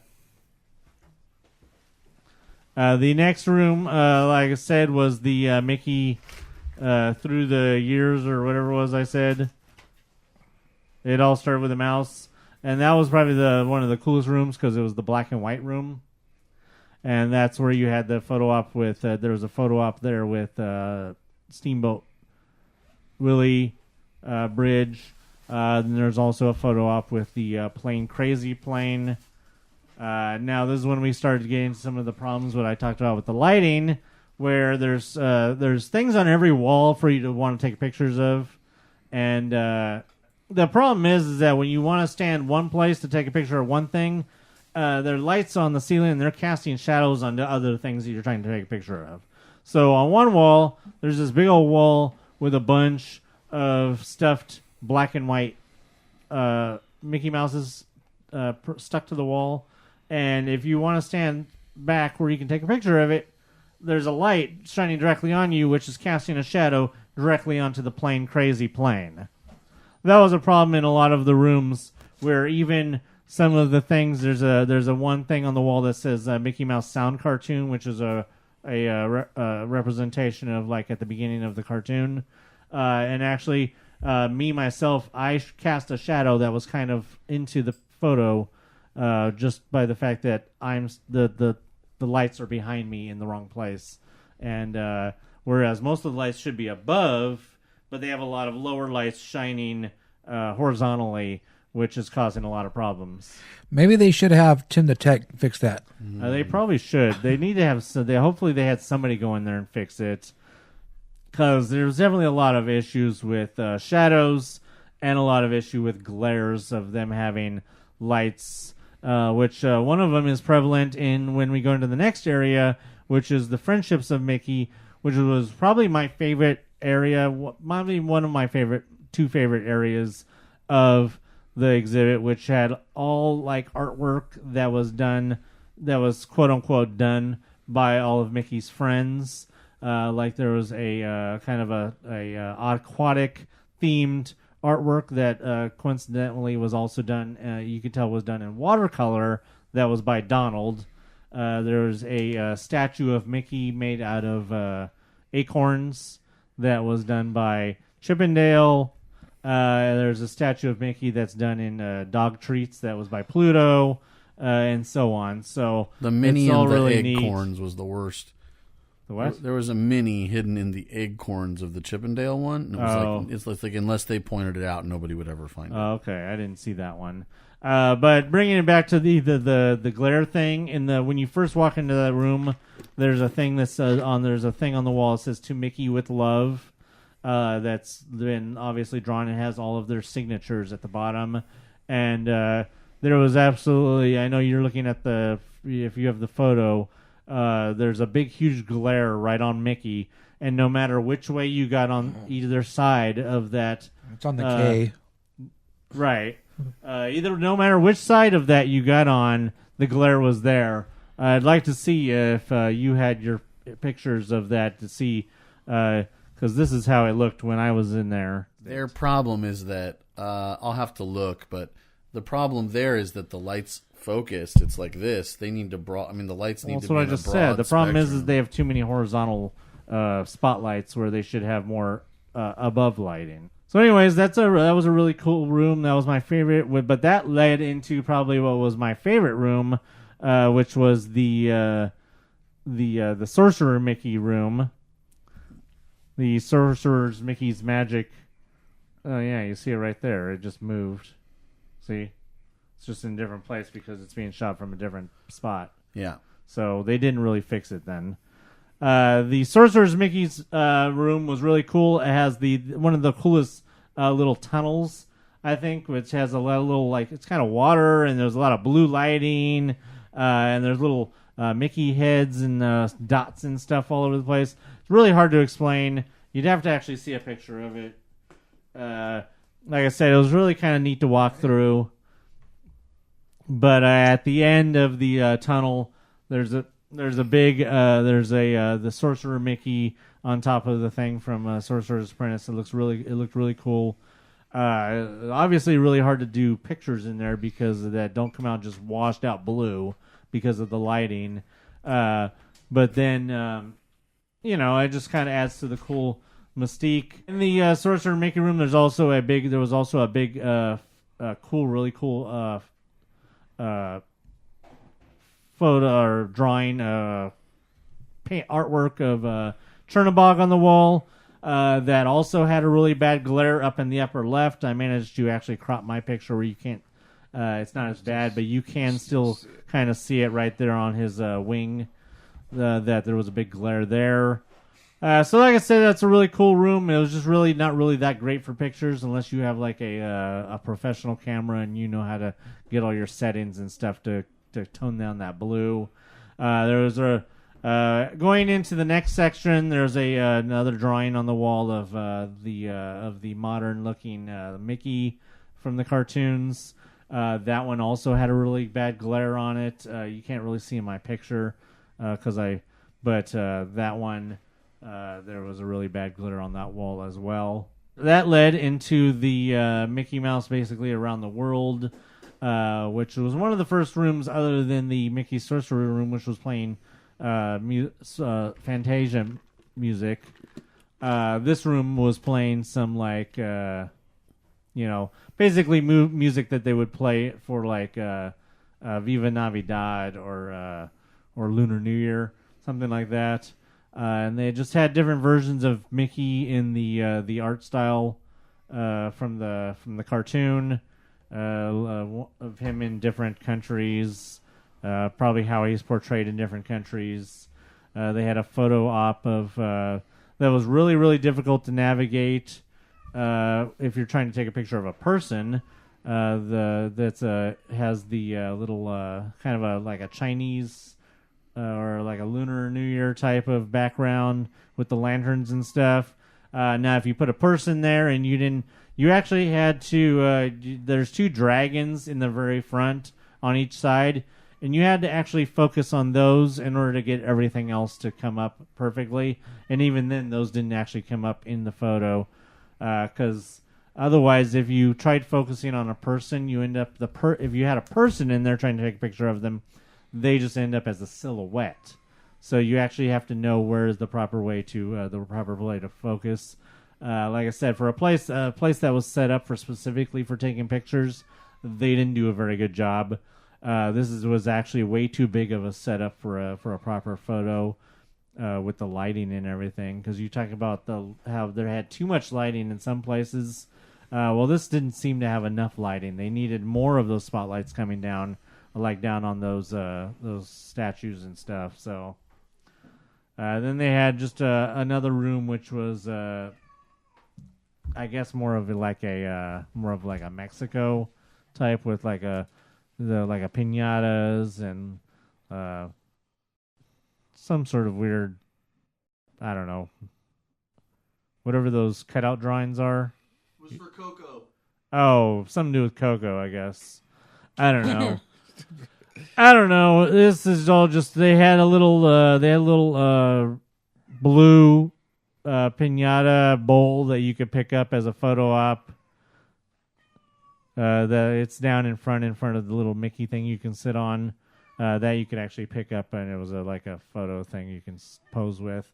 Now, one of the other cooler things that after this room is the transition into Mickey. I think a Mickey around the parks, and that's the Mickey Ears room, which was kind of a weird mirrored room,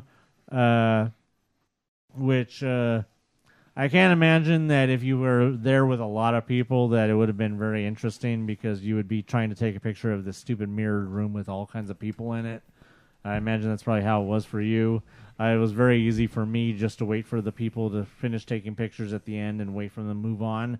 And there was absolutely nobody behind me, so I was able to take a picture of that room with absolutely nobody in it, which made it look a lot cooler. I took a bathroom break. Which room? Oh, yeah. The mirror. See, I said mirrors. I had waited for the whole group to come across, and I still wasn't really able to get a good photo. Yeah, I was able to get several good photos with different colors in the room, blue and green and stuff, because at the end of the room, there's a neon Mickey that's actually reflecting onto another mirrored wall. Excuse me. I'll think about it. And that, of course, is a shining light into the room. So, as I said, and as Tim said, you had to wait for the people who were trying to not only take pictures in the mirrored hallway, but also the people that were trying to take pictures with the mirror image of the neon. But anyways, in the mirrored hallway, they had a really cool thing where they had upside-down Mickey ears. I don't know if you gathered that from the... Did you figure that out from the pictures? Mm-hmm. I obviously took the one closer-up picture of it. And as you could tell, I took the picture. There was one Mickey ear in there that had the bow. That was the hidden Minnie in that room, or at least one of them. But once again, that was a really interesting room to try and take a picture of just because of the mirrors and once again more of that blue lighting. As I said, that just kind of led into a bunch of weird like neon Mickey and balloon Mickey and not 3D Mickey and another mirrored room with weird neon lighting and a giant reflective chrome Mickey that looks like he's more of a giant Funko Pop than anything.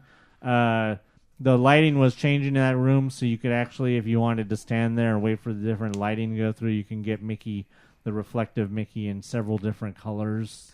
So it's just a little tiny room, and it really didn't make any sense just as like an afterthought maybe, that they're like, hey, we got this extra space here, so let's throw a giant chrome Mickey in here and surrounded by glass. They're basically like little plexiglass in the background.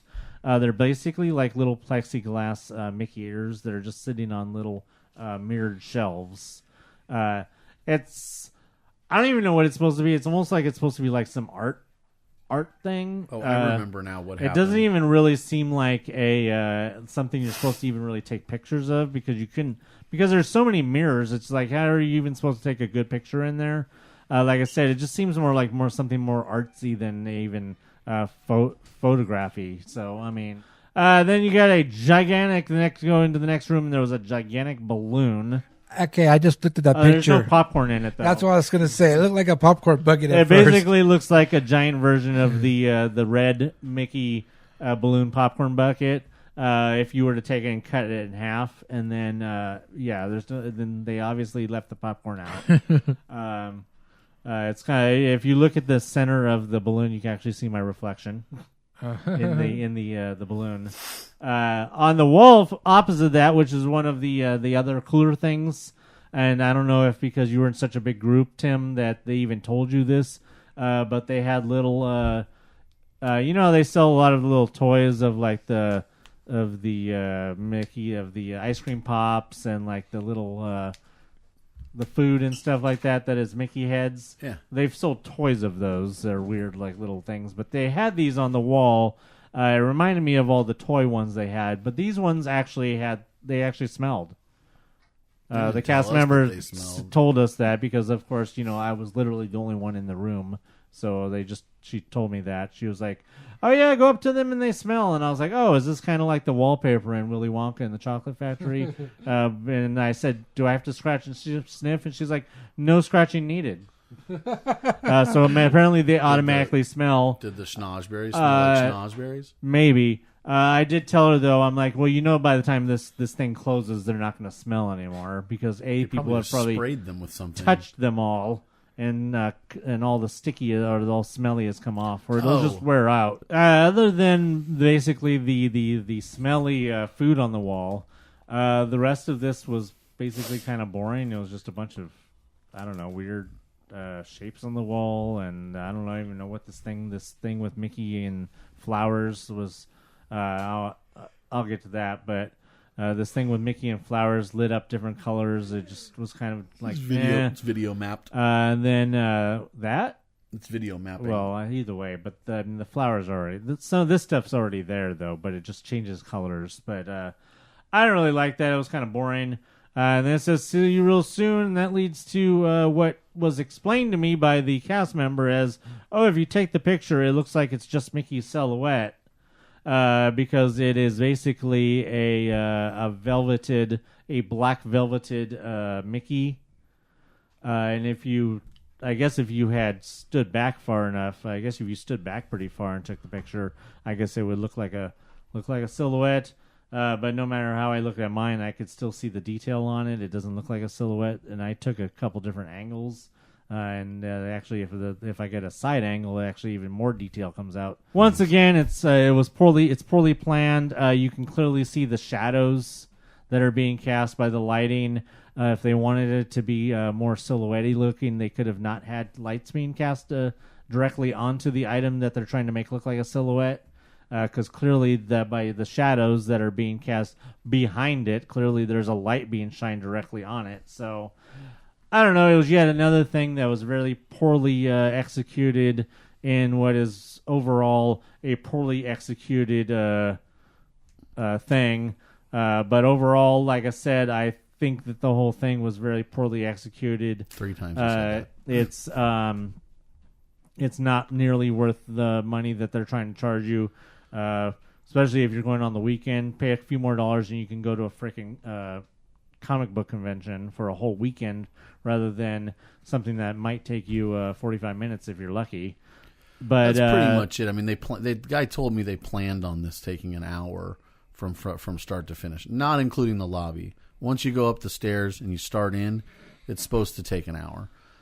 I mean, depending on how many people are in your group, and if you're not even getting good pictures, I can see you getting through the whole thing in less than a half hour.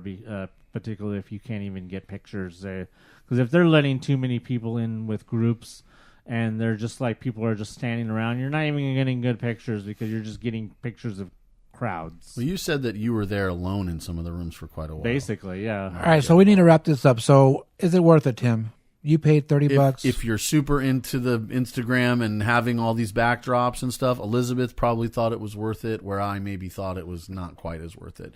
But how could it be worth it, though, if by your own admission, if you're in a group of 20... because she's more into posting those pictures. You can't even... But if you can't even get in there to take proper pictures because there's too many people taking pictures, how are you supposed to get those? I don't know about proper, but we probably would have taken double the photos had we had more time. And what happened afterwards was at the end, one of the guys was asking me, what did you think of it, blah, blah, blah, and I told him what I thought about the groups being pushed through and how there wasn't any organization as far as who had much time in certain spots and stuff. And then he asked me a couple other questions, and I said, well, from the standpoint of somebody that's worked special events for a lot of years, there needs to be a little bit of this, a little bit of that. Wait, where was Michael? They offered to take us through a second time. We opted not to go through again because we had friends that were from out of town that were there with us, and they had a plan for their day, but they offered to let us walk through again. And even the guy that was in charge even offered to personally walk us through again. So that's because they know how shitty it is. Well, that's maybe true. I also took him to the little store at the end, and I showed him Which how... you don't have to pay admission to get into the store, incidentally. You don't, which I pointed out to him. I said, anybody can walk in here. I said, but there's no exclusive merchandise. There is exclusive merchandise. Well, you didn't let me finish. There's no exclusive merchandise except for a hat, a T-shirt, a Spirit jersey, and an ornament. It's like there's not any... It's like one little set of stuff, and everything else in the store is for sale in other places in the resort.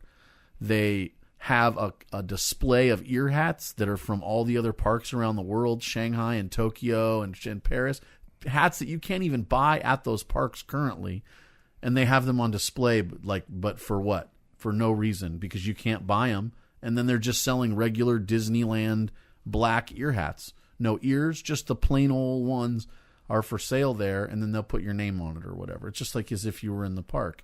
I told them there's got to be something that the people can only buy if they went to the thing. There is. What? The pin and the ornament. I mean, that's one thing. Okay. The pop-up experience in New York. I'm not discounting your point. It has a different name. There's like a Mickey experience in New York that they're doing. I think it still may be running. And they have like super exclusive ear hats that you can't buy anywhere else. And like there's like a whole line of stuff that you can only get there. And here we are in the Disney capital of the world, and there's almost nothing. I said, if I could even just buy a copy of that Paris or the Hong Kong or Tokyo ear hats with their specific Mickey logo on the front of it, I'd walk away stoked. But now we're kind of walked away with a little bit of a bad taste in our mouth because we wanted to buy something other than a T-shirt or a pin or a hat, and there just wasn't anything. Yeah, so just to clarify real quick, they have several exclusive merchandise in there. They have the pop-up Disney logo, including a new Spirit jersey, which probably I'm going to predict will probably be one of the most popular Spirit jerseys because it's actually the only one of the ones that looks the nicest as far as I'm concerned. It doesn't look like shit like most of the other ones. It's actually very colorful and actually decent color instead of some weird rose gold or stupid pink or something. Get the fashion expert over here. If you did have a ticket, like I said, you can get into the store without a ticket to buy any of the things, including the Spirit jersey and the hats and stuff. But they do have 2 bits of merchandise that you have to actually show your ticket, and that is a pin, not a button, that has the pop-up Disney logo. And then additionally, if you're an annual pass holder and a ticket holder, you can get a ornament that looks stupid and boring. Well, yeah, because how many Christmas trees are you going to have? So the other piece I of just don't really information- understand what their reasoning was with the ornament for the annual pass holders, or just having the pin only be the I'm sorry, not only the pin but the exclusive treats you can go to Marceline's and buy. Oh, I forgot about that. The only other piece of information I didn't share is that I found out they're not actually cast members. This is a special events company that Disney hired to run this. And the guy that was the manager, when I was talking to him at the end, he literally took out his phone and took notes of what I was telling him, which is the first time I've ever seen anything like that from anybody working for Well, Disney. I already said I had several of the cast members in there. When I would tell them about the glares and stuff, they would actually, a couple of them actually turn around and went and talked to one of the execs that was in there walking around, and they were actually taking notes on several of the things that I was pointing out about glares on walls and stuff. But that's good that if they're going to actually take the advice of the patrons. I Which think the that's fact awesome. that if they're not actual cast members and they're actually being, which you is know, why they're taking which is the advice. probably It's why regular. they're actually they were probably told to get feedback from, particularly the day I was there, since it was kind of like a preview day, and execs that were coming in and out, I think, during the day while I was there, but also and the stuff. fact that normal cast members would not. They wouldn't take advice No. on something like that because they know that there's no way to pass it up the chain. But in this case, the chain was designed to be there already, at least on the day I was there, and obviously at least as well as when you were there. So, anyways, I'm gonna say that if you guys are expecting something interesting or something that's gonna take up time and not just be a bunch of just photo ops, if you have no interest in basically what is basically a glorified photo op, skip it. Go spend your money on something better, whether it's $38 or $30. I could think of a billion other things you could spend your money better on. In fact, you can turn around and use that money towards a ticket to a one-day ticket for D23 Expo, which just had its 3 days tickets sell out yesterday or today, whatever that was. So go spend your money on something else, unless you're a blogger or a stupid YouTuber or something, and you're into that sort of thing. Have at it. Waste your money. Or you've got some podcast 7 people listen to. Hey, so let's stop talking about things that are wasting money, and let's talk about the mail. Well, our first email is Wreck-It Rachel. And her subject line is, "Where's my emotional support animal?" I'll support you. You can pet me just a little bit right here, though. Woo, what an emotional weekend. I didn't have an emotional support animal, but I had a blanket. It wasn't as good. I saw Endgame on Saturday. I know Thanos demands my silence, so I will talk about my experience in the theater. We laughed, we cried, we cheered, we cried some more. It felt like an end to the saga. Do I call it a saga?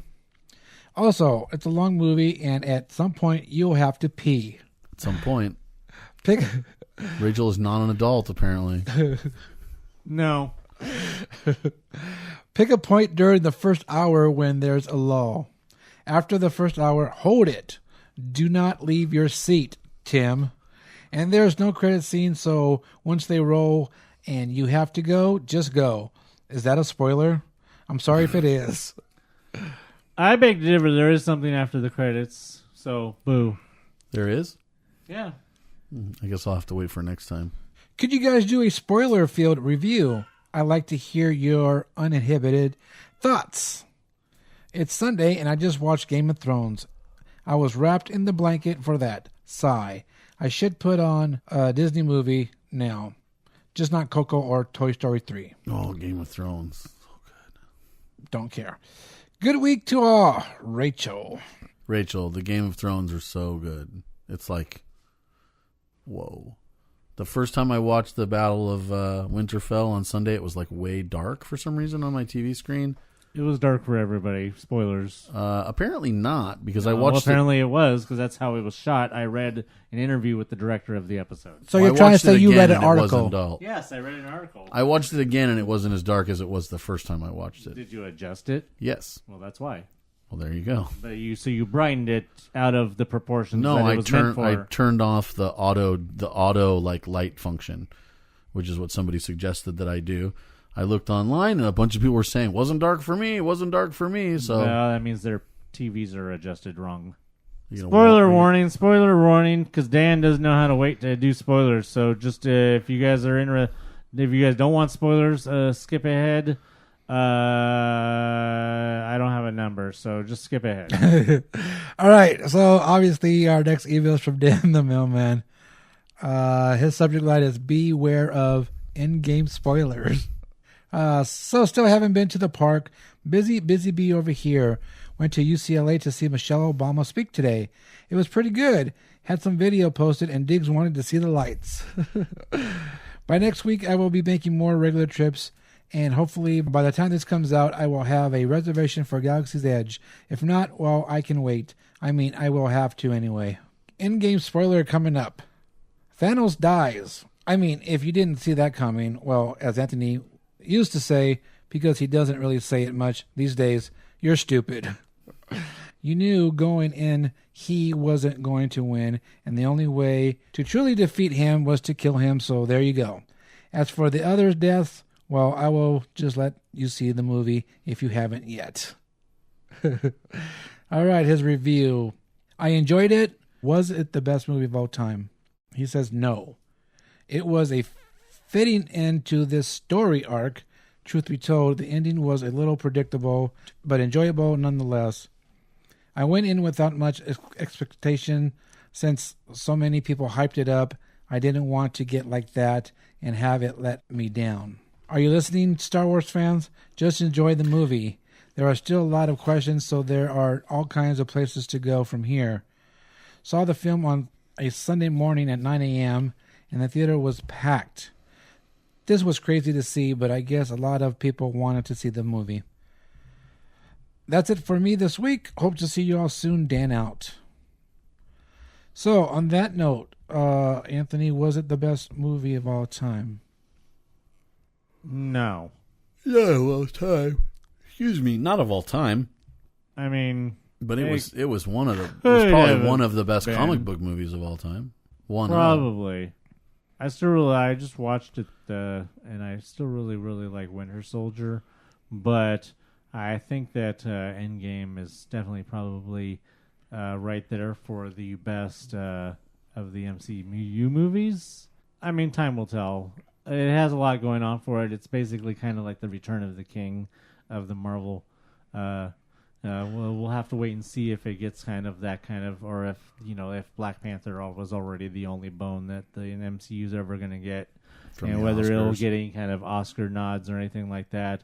Because there were definitely some Oscar-worthy performances in there, in my opinion. But then that kind of thing never gets looked at. I mean, all time, that's a big thing to say, and I don't think that we can go that far. The best movie of all time? There's so many fantastic movies. It's just, you can't really, it's hard to compare movies that are different to another, so that's really a hard thing to say. But as far as the MCU movies, it's definitely up there, and it's definitely better than Justice League. Oh, so that's not an MCU movie, but I will say that I saw the original Avengers movie like 7 times in the movie theater, and I paid for all of them because they didn't have any kind of movie pass or A-list thing back then. That said, I mean, I was like, just thought that was the most awesome, incredible movie. I mean, I saw Gangs of New York, which I think is really one of the best movies ever made. I saw that like 4 or 5 times in the theater. Nonetheless, he doesn't like good acting. It's from the faces Anthony's making. This I haven't seen nearly as many times yet, even though I've tried to. We'll see what happens. I think that that some of the stuff was like predictable based on things I knew about our universe that would reflect upon theirs. I guess we could talk about that next week or something, or whenever we come back. But it's definitely fantastic. I mean, laughed, you cried, you had to pee. I mean, there was bodily functions everywhere. that was for you, Diggs. I like that. Yeah. And with that, thank you for your email there, Dan the Mailman, and thank you also, Wreck-It Rachel. Appreciate that. That's funny. We will be talking about the Endgame movie next time and giving you all our thoughts of what we saw. And I'm going to leave you with a little tease. There's a part in the movie that I connected with. Really? I'll leave it at that. Now, there's two things that I wanted to point out. One, I think I know what Anthony's favorite part is, since he's such a feminist. Oh, yes. That was a good scene, though. That was an awesome scene. But it's a little bit of a spoiler, so we'll have to talk about it after the show. The part that's not really a spoiler, we talked about it a little bit. You know, Ant-Man realizing what had happened in Infinity War, and half of the population of the galaxy or world or whatever is gone. You know, yeah, they talk about that in Infinity War. You know, that he snaps his fingers and everyone's gone. But the recap of what had happened to the world and the fact that people were not okay with this, like, not only were they not okay, I mean, but everybody was like hella affected by. Yeah, that's a big thing we need to talk about. That's the first thing that hit me emotionally with this movie is I never thought about. Yeah, you think about it, he snaps 50% of the life out of the galaxy. But what 50% is it? Everybody's going to know somebody that's not there anymore. Your family, your friends, and they just don't exist. But they did. It'd be different if he snapped his fingers and half of everything was gone but that's what hit me emotionally first before anything else was, wow, man, that is really heavy to think about. It's all gone and your world just never going to be the same. It would literally take a generation to recover. Not 10 years, not 5 years, literally a generation. All right, so all you listeners out there who actually don't email us and you have any thoughts on Endgame, spoilers, you can email us your spoilers and whatever you want to talk about for our next podcast, because we're going to talk about every single thing about it. So all you have to do is email us. MousePIRE@gmail.com. And remember that not only do you have plenty of time to send in those emails, but you will have 2 weeks because we'll be taking a week off. Bye.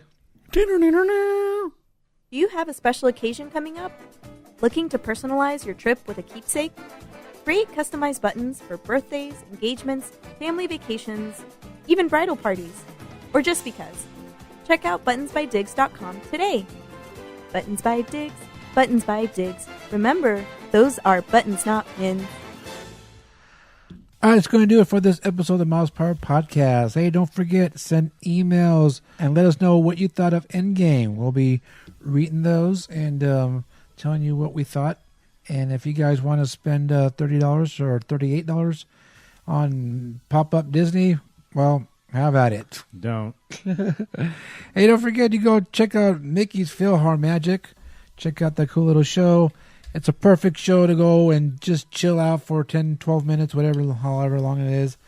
You know, especially when you are getting tired of walking around, or if it gets too hot out there, just go over to the Sunset Showcase Theater and check out the show.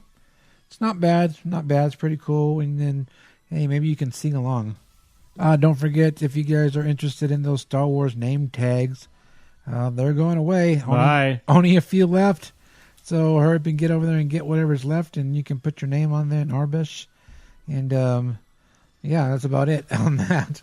And don't forget, hey, speaking of Star Wars, you're going to have Star Wars in the parks on May the 4th. And get your merchandise, get the pins, and they never announced any other things besides pins. But you never know. That one year in the past, they've had shirts, they've had water bottles. They had that $5,000 hat or whatever it was. Oh, yeah. So you can go check out the park to see all that. And, of course, the photo ops, as Anthony mentioned earlier. And you can check all that out and get your pictures taken. And you can maybe hashtag your pictures with MousePIRE And if you do, I'll check them out and I'll post them up on the Instagrams. Remember, by the time you hear this, all of the Star Wars Galaxy's Edge reservation hoopla will be done and over with. Hey, let us know how you did. Did you guys get in? Did you get shut out? Do you not know how to use a computer? Did you not know what time you were actually supposed to get up? Did you get up at 8 a.m. when you didn't have to? Well, tell us all about it. mousepire@gmail.com. And hopefully I would have got my reservation, and I'll let everyone know if I did and what time I get to go and all that stuff. And Tim and I will be actually going together twice, right? Hopefully. Because if he gets in, I get in. Hopefully different days. Yes, we'll be going together anyway. So that'll be pretty cool. It'll be fun. We'll see how all that works out. And don't forget to avoid those Grad Nites. Yes. Don't go to the parks those days because there's just nothing but rowdy teenagers and cussing all over the damn place and saying those damn words and all that crap. Language. So, yeah, avoid those days at all costs. If you have to go, just go for the day and leave right after you get there. I don't know. But, hey, you've been warned. The dates have been posted, so you can check out all the social medias for those dates and plan ahead. Anybody that's thinking of going on a Grad Night day, all I got to say is, never mind. It's not working. Oh, he's not doing it. It's not working. Hey, make sure you guys check out all of the social medias. Diggs will be posting all of my pictures from the Pop-Up Disney. So if you don't feel like spending all the ridiculous money, you can live vicariously through my small group experience and actually get to see pictures of things in there without people in them. So you can check those out. He'll get those up on the old Facebook, MousePIRE on Facebook, @MousePIRE on Instagram and Twitter. And, of course, as he said, he was doing some snappies at the old Disneyland After Dark event, and he will be doing snaps at some point in the future. So just keep an eye out on that. And you don't have to worry about my snaps. You will still be here after they're done. All right, you can follow me on Instagram @Blue1313. Also, follow Buttons by Diggs on Instagram. There you will see your button orders going out. Hey, check out dgpclothing.com. Get your MousePIRE gear or get your own gear custom made for whatever occasion you need it for. Also, check out the podcast over on YouTube. Search MousePIRE Podcast or just go to our Facebook page and hit the link there.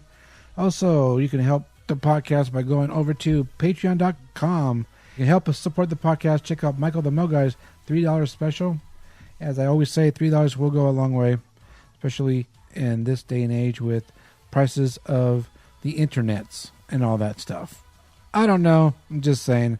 I get billed every month. How many internets are there? A lot of internets. All of them. Yes. All the internets. All of them in the world. Until next time, remember, spoilers are rude. Don't do it. So for She-Ra, Chucky, and LaShawn McCoy, I'm Anthony. I'm Tim. And I'm Diggs. Bye.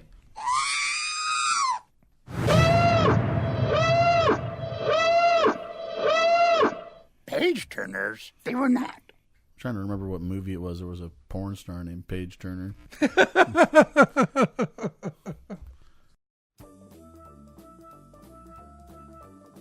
This podcast is intended for entertainment and informational purposes only. Audio, sound bites, and other clips are property of their copyright holders. All original stuff is ours and property of MousePIRE.com. So until next time, Anthony has things to say. Why would you wipe all that cheese off? It's not cheese. Well, why would you wipe it off anyways? It's It's yummy. whatchamacallit. Special sauce. Yeah. Beep, beep. That's all, folks. Yes.